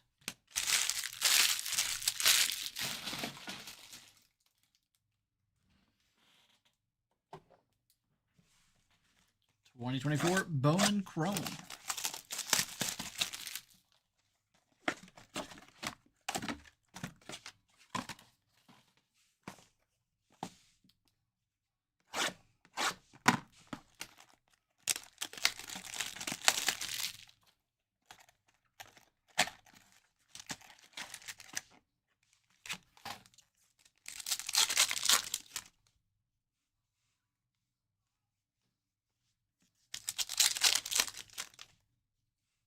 Jackson Churio rookie. International Impact, Rafaela and Albies. And that'll go to Rafaela. First on the card. Phone and Celestin, number to 499 for Seattle.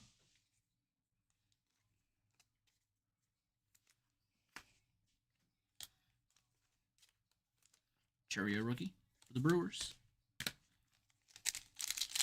Going to Eric. Got a first pink shimmer, red shimmer, Damiri Pena, 4 of 199 for the Twins.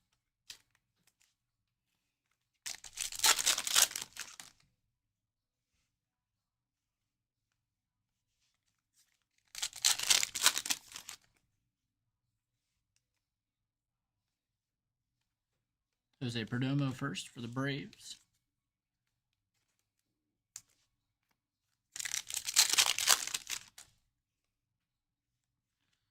Our autograph here is a first auto, gold speckle, Alexander Albertus, 44 of 50 for the Dodgers. And he's got a beautiful signature, too.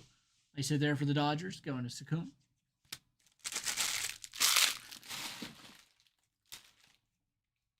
Riley Green, 87 of 199 for the Tigers.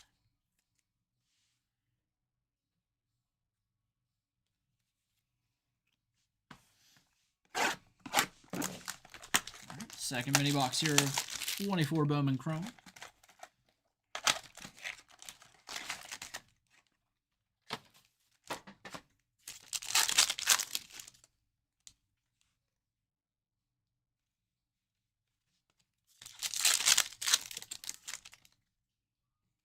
Monaga rookie. Laura Ann Quero for the Brewers. Ben Rice Bowman Chrome first for the Yankees.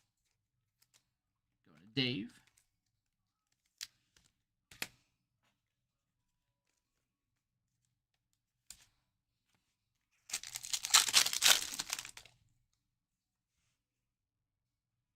Ethan Salas with the anniversary for the Padres.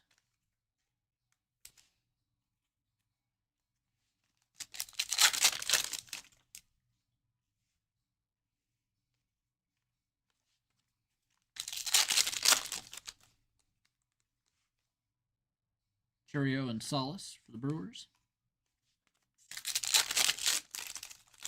And final pack here. Enrique Jimenez, first auto for Detroit. Back to Ken. All right, our last box of the break is going to be our 2025 finals.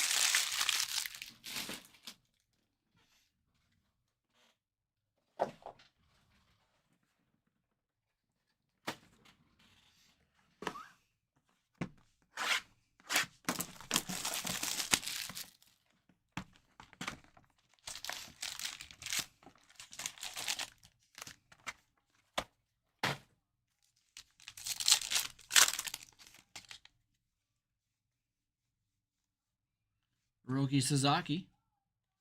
Uncommon rookie X-Fractor. Brett Lauder rookie, number to 150.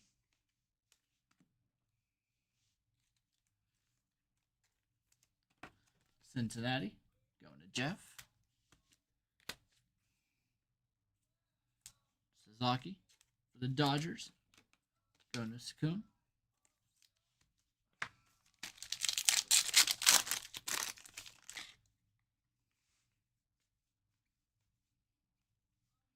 Black Guerrero Jr., 202 of 350.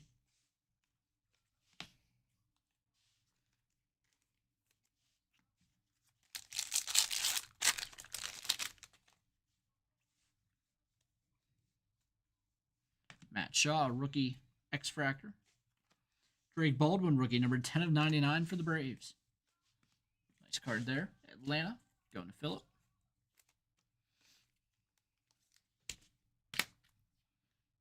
Shaw for the Cubs.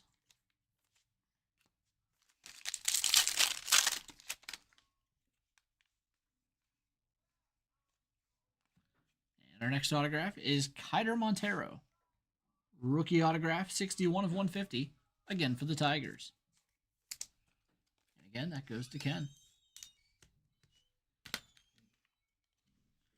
Kyle Schwarber, number to 325 for the Phillies.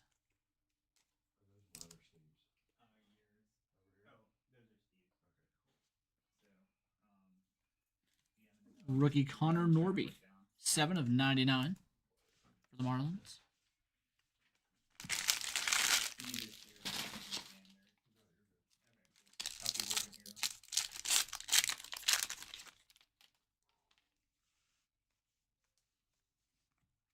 Another autograph here, Michael Mercado for the Phillies.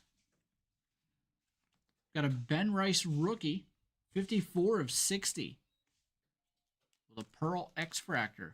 That's nice. And the Yankees. Going to Dave.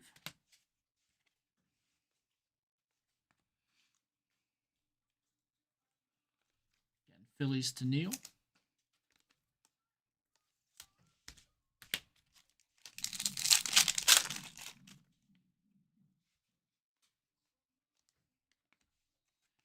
Trey Turner, 243 of 300. All right, that's going to do it for the cards there, the packs. We do have 6 prizes to randomize. There they are. All right. Let's jump back over here. There are the 30 names.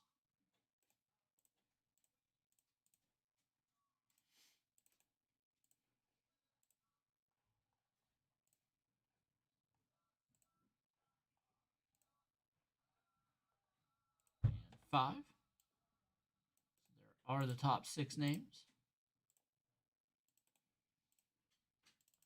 We've got Jeff, Neil, Eric, Dave, Ken, and Zach.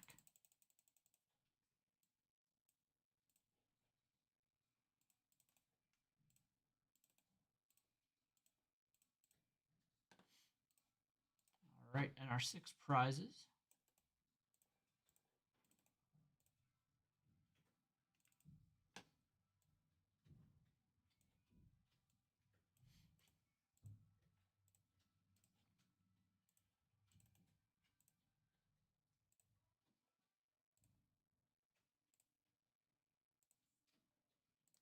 And 5.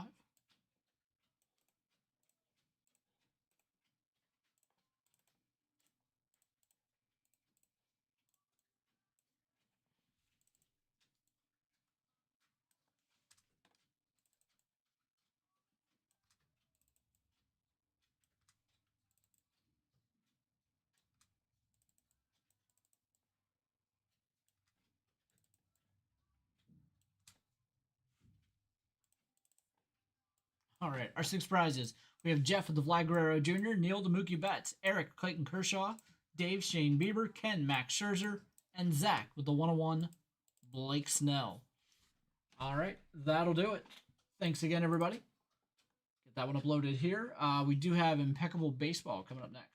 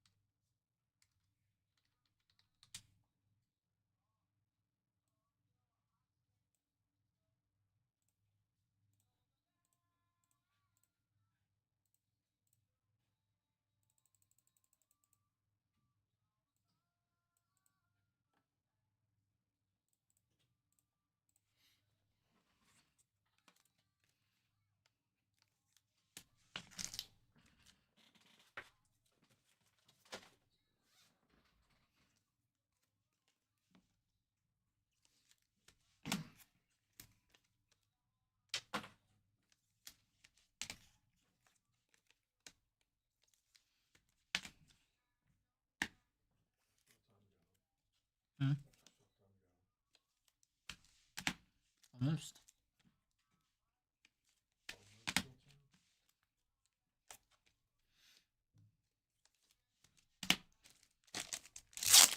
Alright, guys, we have impeccable baseball coming up. I do have a personal break here. I'm going to grab that first.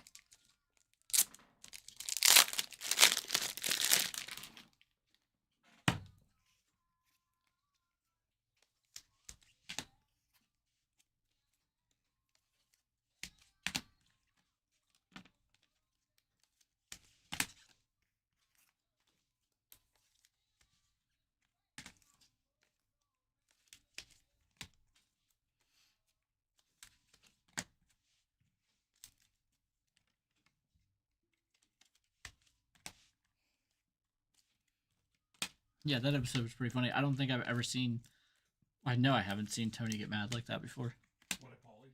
Oh yeah, he was so mad. But Tony knows like he can't go too far because Well, he his was mom's the reason. on drugs. Like, that's Pauly Shore. Absolutely. I thought he was sober. He wasn't on that No, I don't episode. mean- I mean, I thought he was living sober. Yeah, he wasn't on that episode. But yeah, Tony can't go too far because Paulie's mom's the reason Tony's where he's at. So Tony kind of, I think, dialed it back a little bit. Well, he made him shut up. Oh, he did. he was annoying for the first 15 minutes, and then Tony was like, Yeah. He told him you're gonna be the first guest that I ever kick his ass on the show. That kind of like quieted him down. But I liked at the end with Williams growing on me. I like him now a lot. it's just, He's so it's like his idiotic yes, take on things that's funny. yes, Like, and you just have to realize he's using the note cards. Half the stuff he does say doesn't make sense, but it makes you laugh. Like, there's episodes that I'm like, all right, get him off of here. Have you seen him play the little recorder yet, the piano? Oh my god. Amanda asked me last night. She goes, she had to grade stuff, so I watched that while she was grading schoolwork, and she goes, I feel like playing a game. She goes, what game do you want to play? And I go, well, we could play Mario Party. And I started listing them off like that. You just need to kill Tony Banners.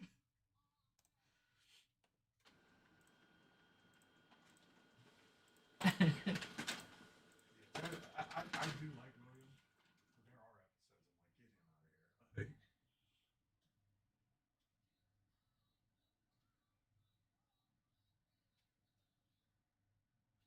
Want to see the funniest thing you're gonna see today? Jameer Gibbs I is see you and Nick here. Jameer Gibbs is going for Halloween as Jeff Hardy.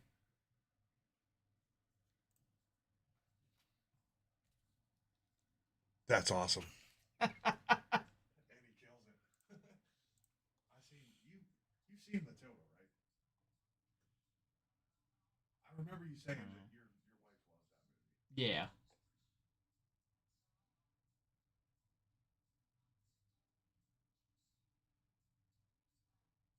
There's a I seen on TikTok last night. Maybe it was this morning.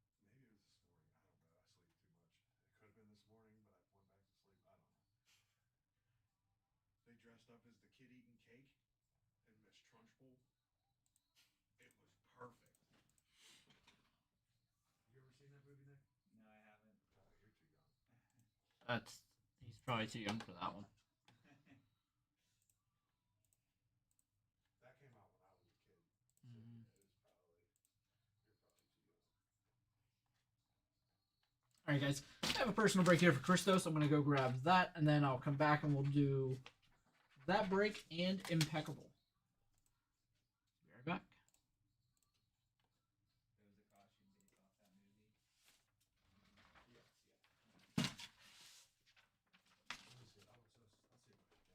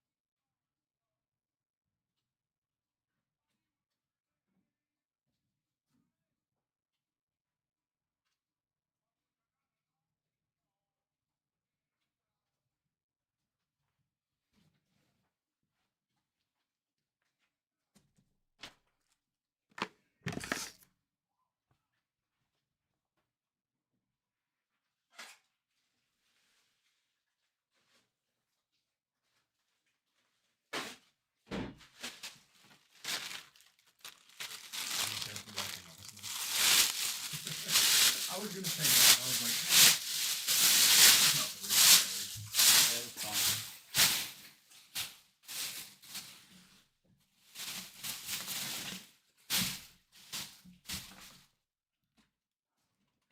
Gonna waste the bag. Yeah, that's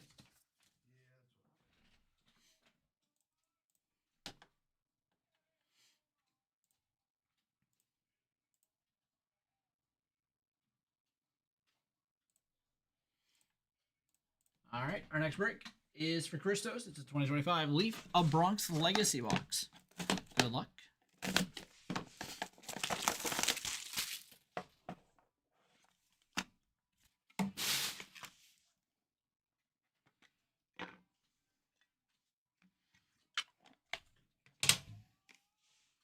Got a Ken Clay autograph, 6 of 15.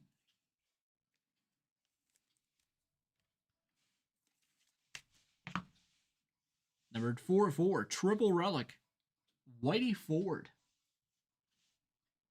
Game used relic. And we've got another one of those coming up. It's going to be Joe McCarthy, 9 of 20.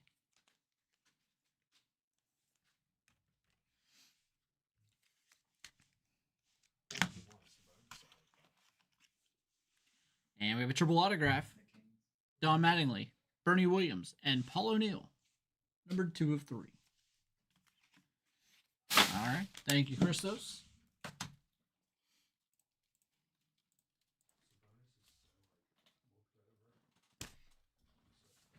Got impeccable baseball coming up next.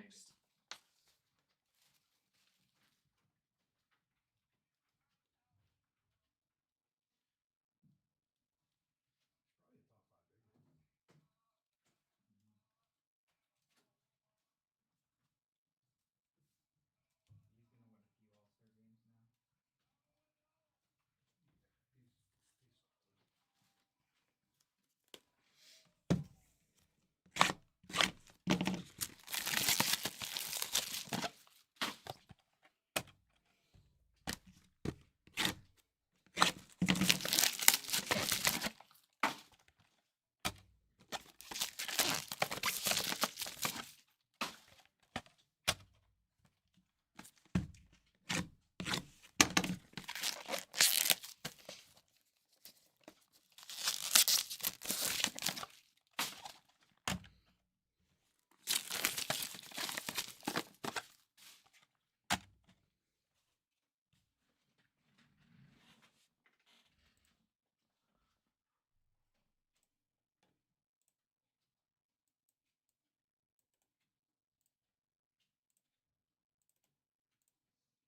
have free base cards at the retail store for the kids.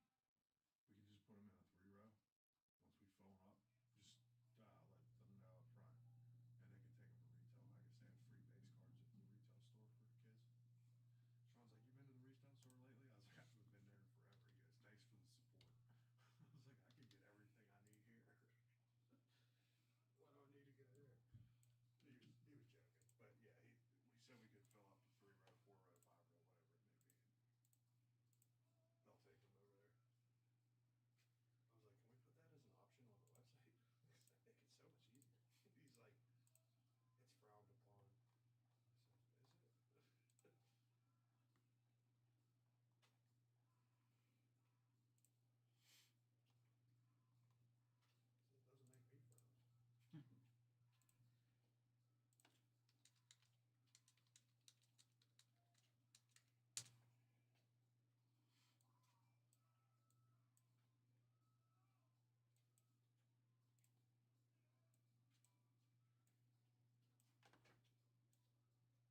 It doesn't make me frown.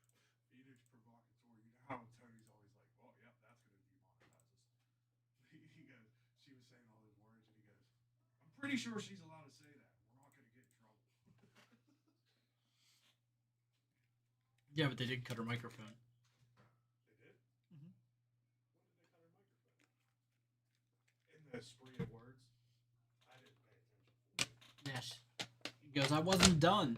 Oh, yeah, yeah, yeah. the bald guy that plays She the is funny. ugly as sin.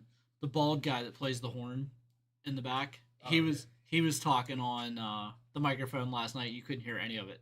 Like they took it all out. I don't know what he was saying. Their microphones work, but they have to like yell into them. Yeah, like Because they're allowed to talk, but they just, Tony didn't even hear what he said. Like Tony just kept on going with it. Like he was just talking away. yeah. It was after Tony said, "Give me a horn play." He goes, "What do I pay you guys all this money for?" I love whenever you see like the horn players in the background, like on that specific cat joke when he was like, "My cat's, I got a black cat and a Puerto Rican cat," and he goes, and you just see the horn players dying laughing. Like, that show's the best. Tony talking about D Madness whenever he got up and left. He's like, when he come back, he goes, "Thank God that man Yeah. is gone." All the trans people gone. Our resident. Yeah.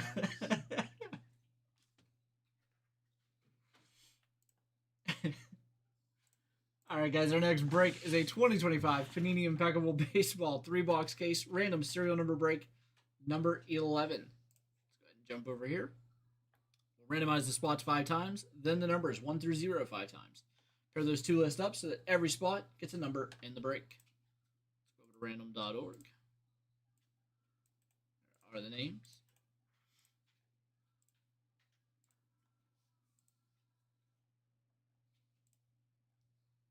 And 5. Billy Jack with the top 2. Robert on the bottom. On Mondays, Kill Tony's on YouTube every Monday at 9 o'clock. Thank you for letting me know. Welcome in some Tuesday with the Jackson Dart face paint. And 5. 0 at the top. 9 on Shows the on Mondays. bottom. At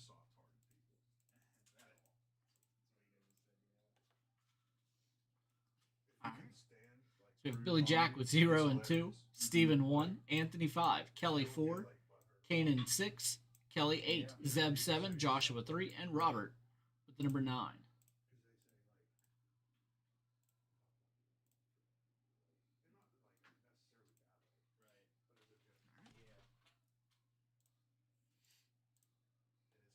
Well, they're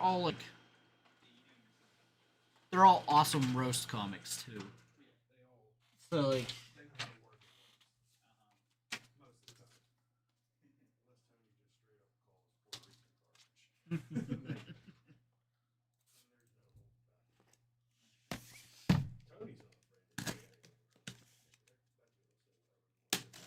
and he's right. He shouldn't be. It's comedy.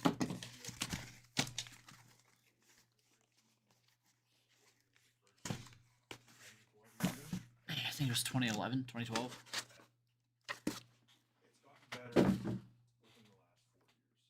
Yes.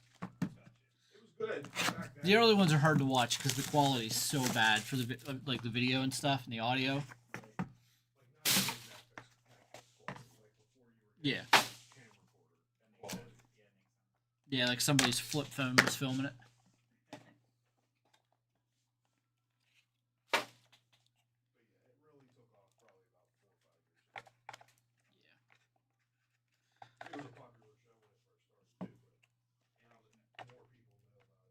Well, he got really big too after the Trump stuff.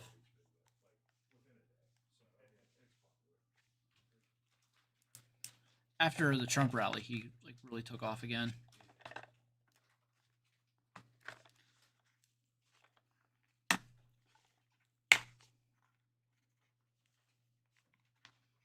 There we go.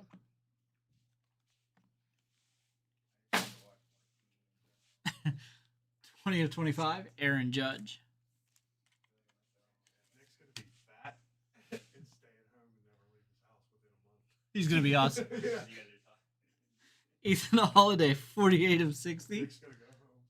Going to eat Kelly. Chips, watch Kill Tony, come back to work, repeat. 5 days a week.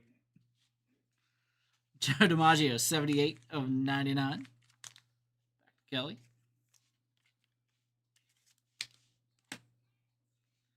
All right, we have a holo silver Max Muncy autograph.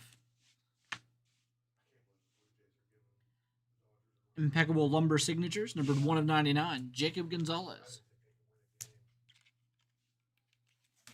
Number 1 going to Steven. Elegance patch auto, Tommy White, 78 of 99. Number 8 going to Kelly. No. 7 of 35 watercolors, Christian Campbell. Going to Zeb. Nick Kurtz has that on lockdown. Elegance patch auto, Cam Smith, 48 of 99. Number 8. Going to Kelly. Ryan Clifford, batting gloves patch, number 2 of 5. For the Mets.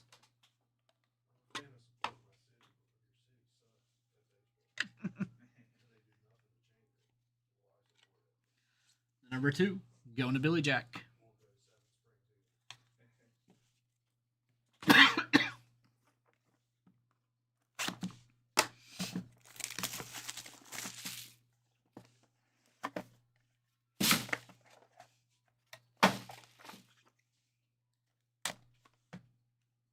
I don't think I've ever done anything up there but eat and watch fireworks.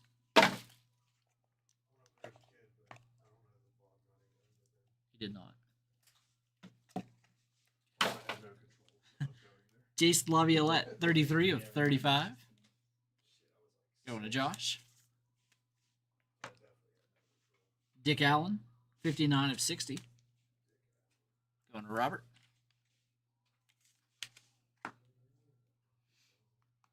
Brett Lauder rookie, 39 of 99. Going to Robert.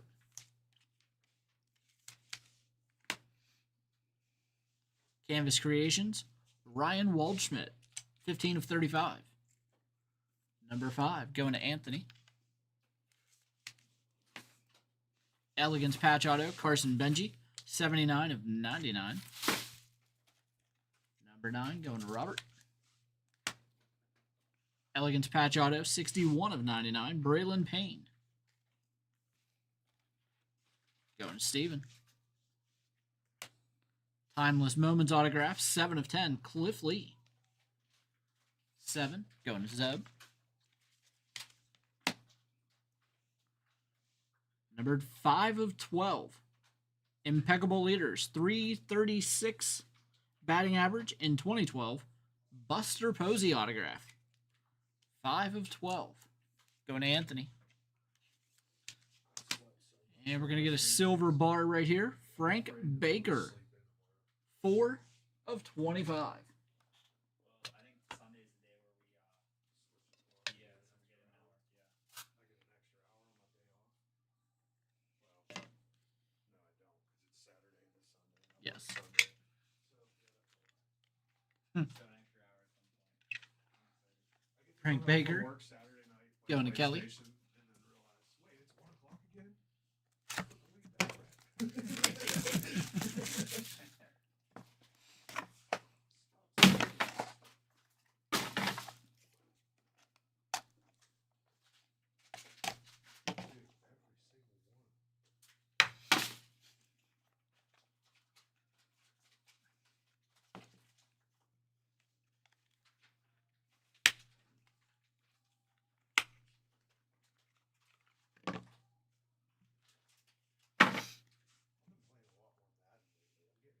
Buster Posey, 17 of 60.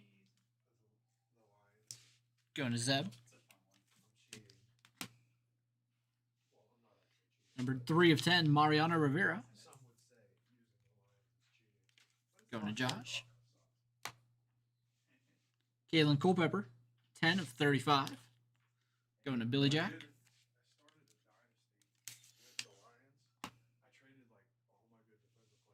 Watercolors Inc. 21 of 35, Austin Wells. Going to Steven. And Micah Parsons sacked Jared Goff like 47 times. 32 of 35. Timeless moments. I was like, Tory I need Hunter. him on my team, so I traded my cornerback that was like an 89 overall, my first round picks for the next 3 years. Impeccable lumber signatures. 98 of 99. Ted Simmons. Then I traded David Montgomery Going to to Kelly. the Steelers for 3 draft picks and Joey Porter Jr. Ooh. Elegance patch auto. 1 of 1. Seaver King. I didn't need Montgomery. I wanted Gibbs. Gibbs is my guy. And then I picked up Zach. Very nice hit there for Steven. Another card to look up here. Jesus Mate. Extravagance autograph. Hollow silver. So we have 2 we have to randomize. And we'll get a stainless stars. Roy Halladay. 69 of 99. Number 9. Going to Robert.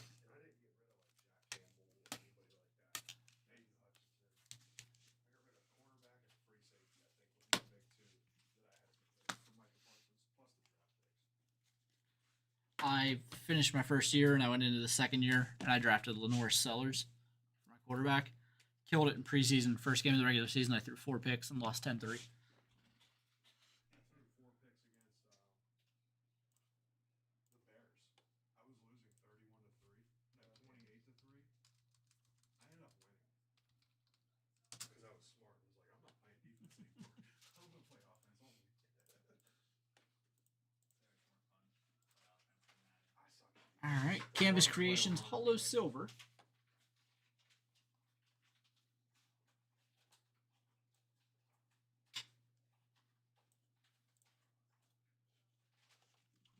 All right. Looks like they're all going to be out of 25.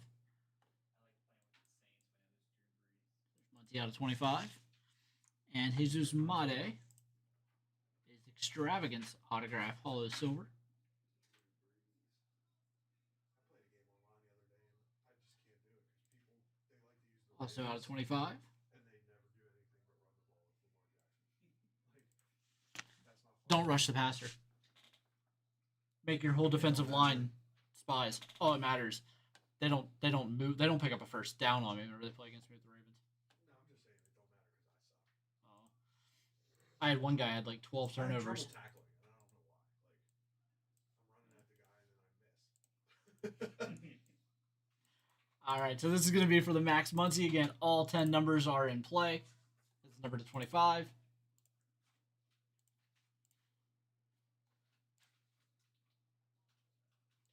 5. It's going to go to the number 1. And that's going to be Steven.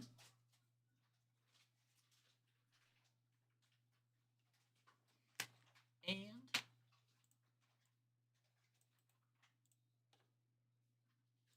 then for the Jesus Mate,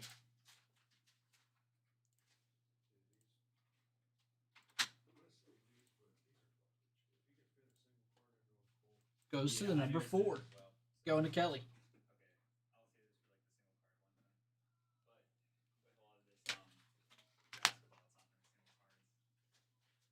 All right, that'll do it. Thanks again, everybody.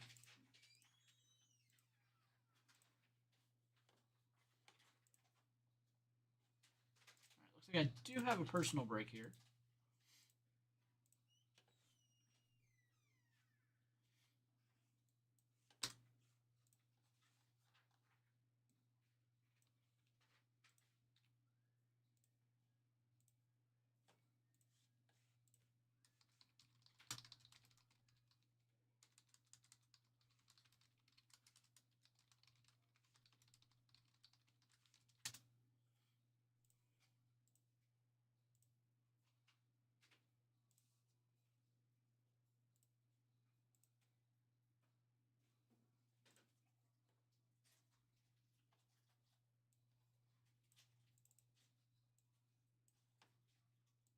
You're right there, Nick. Yeah, I'm good. You went to the Twilight Zone. Yeah, I'm just zoning out.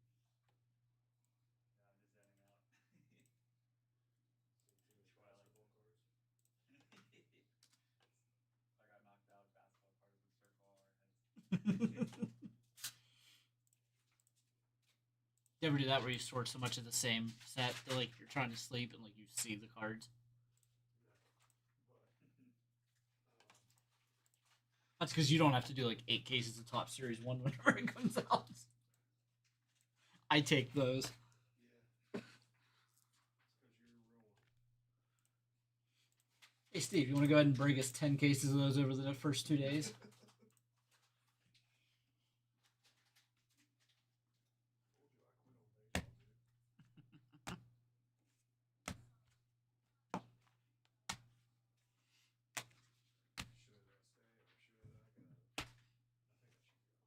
think I should go.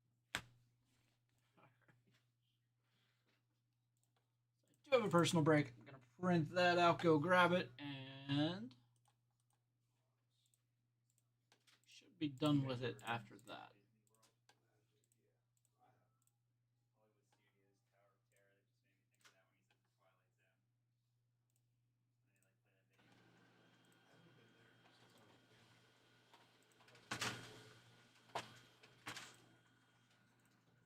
I saw a clip. It was Kat Dennings talking about like she got married and her husband had kids already. So she said she was taking her stepkids to Disney. And she's like, we were walking through the Marvel place that they have there now, Wait, and hold on. Whose kids? Kat Dennings' stepkids. I don't know who that is, but okay, go ahead. 2 broke girls. The short brunette. one or the tall one? The brunette. Okay, okay. And she said there was other ways to describe her that would make you know who it was. But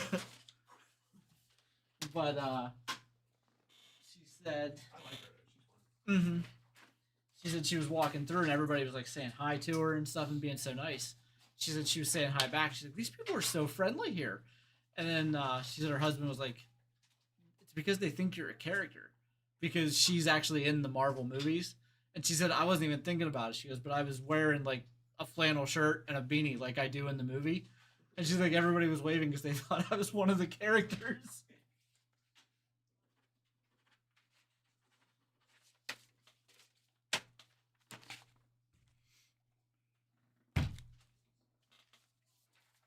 Yeah, that's not a show that I thought I would laugh at watching it. Two broke girls? Yeah. Oh, dude, that show is hilarious. It is, for sure. All right, I'll be right back. Personal break for Jeremy.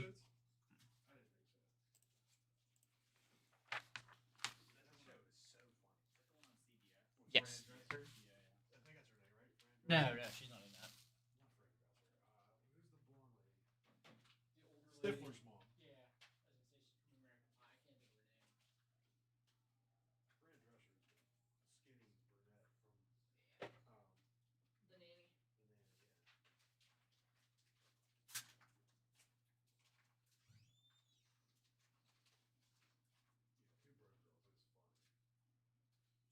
Yeah, two broke girls. It's fun. It's family comedy, but it's funny. Yeah. I wonder if it's streaming on anything Should be. somewhere.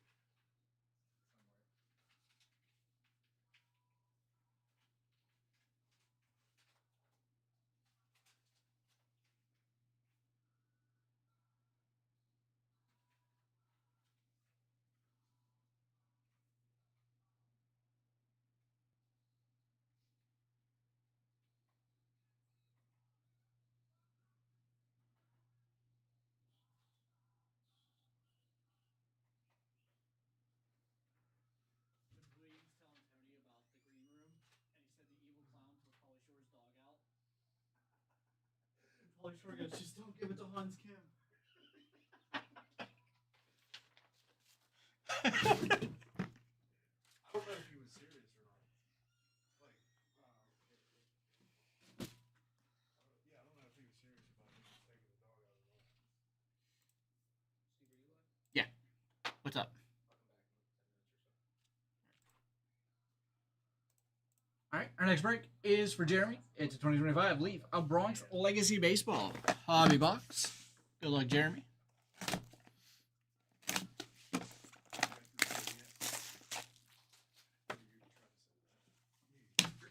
I don't have time for that.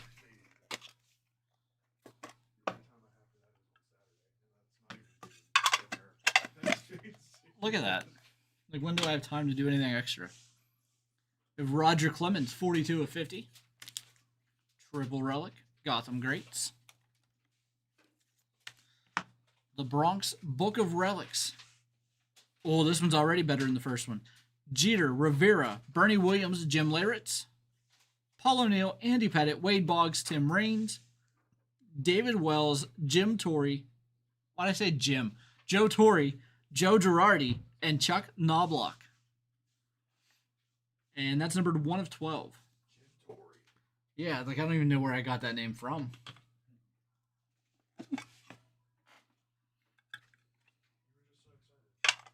I was excited about that card. That had all my favorites from the 90s.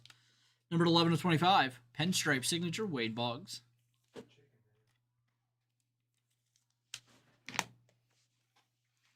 And we've got Yankee Captain on the inscription here.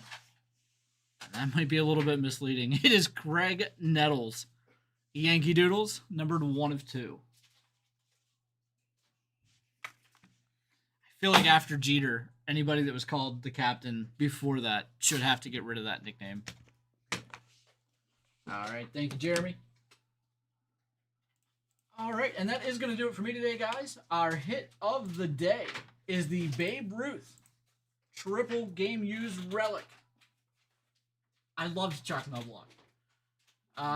The Babe Ruth goes to Christos, and that edged out a Pete Townsend cut signature 101 and an Aaron Judge autograph out of 5. Really good hits there in that poll. All right, thank you, Jeremy. Thanks again, everybody, for joining the breaks today. Christos, again, hit of the day. I'll send those points over. Join Brett in about 2 hours at 6 p.m. Eastern Time, and I will see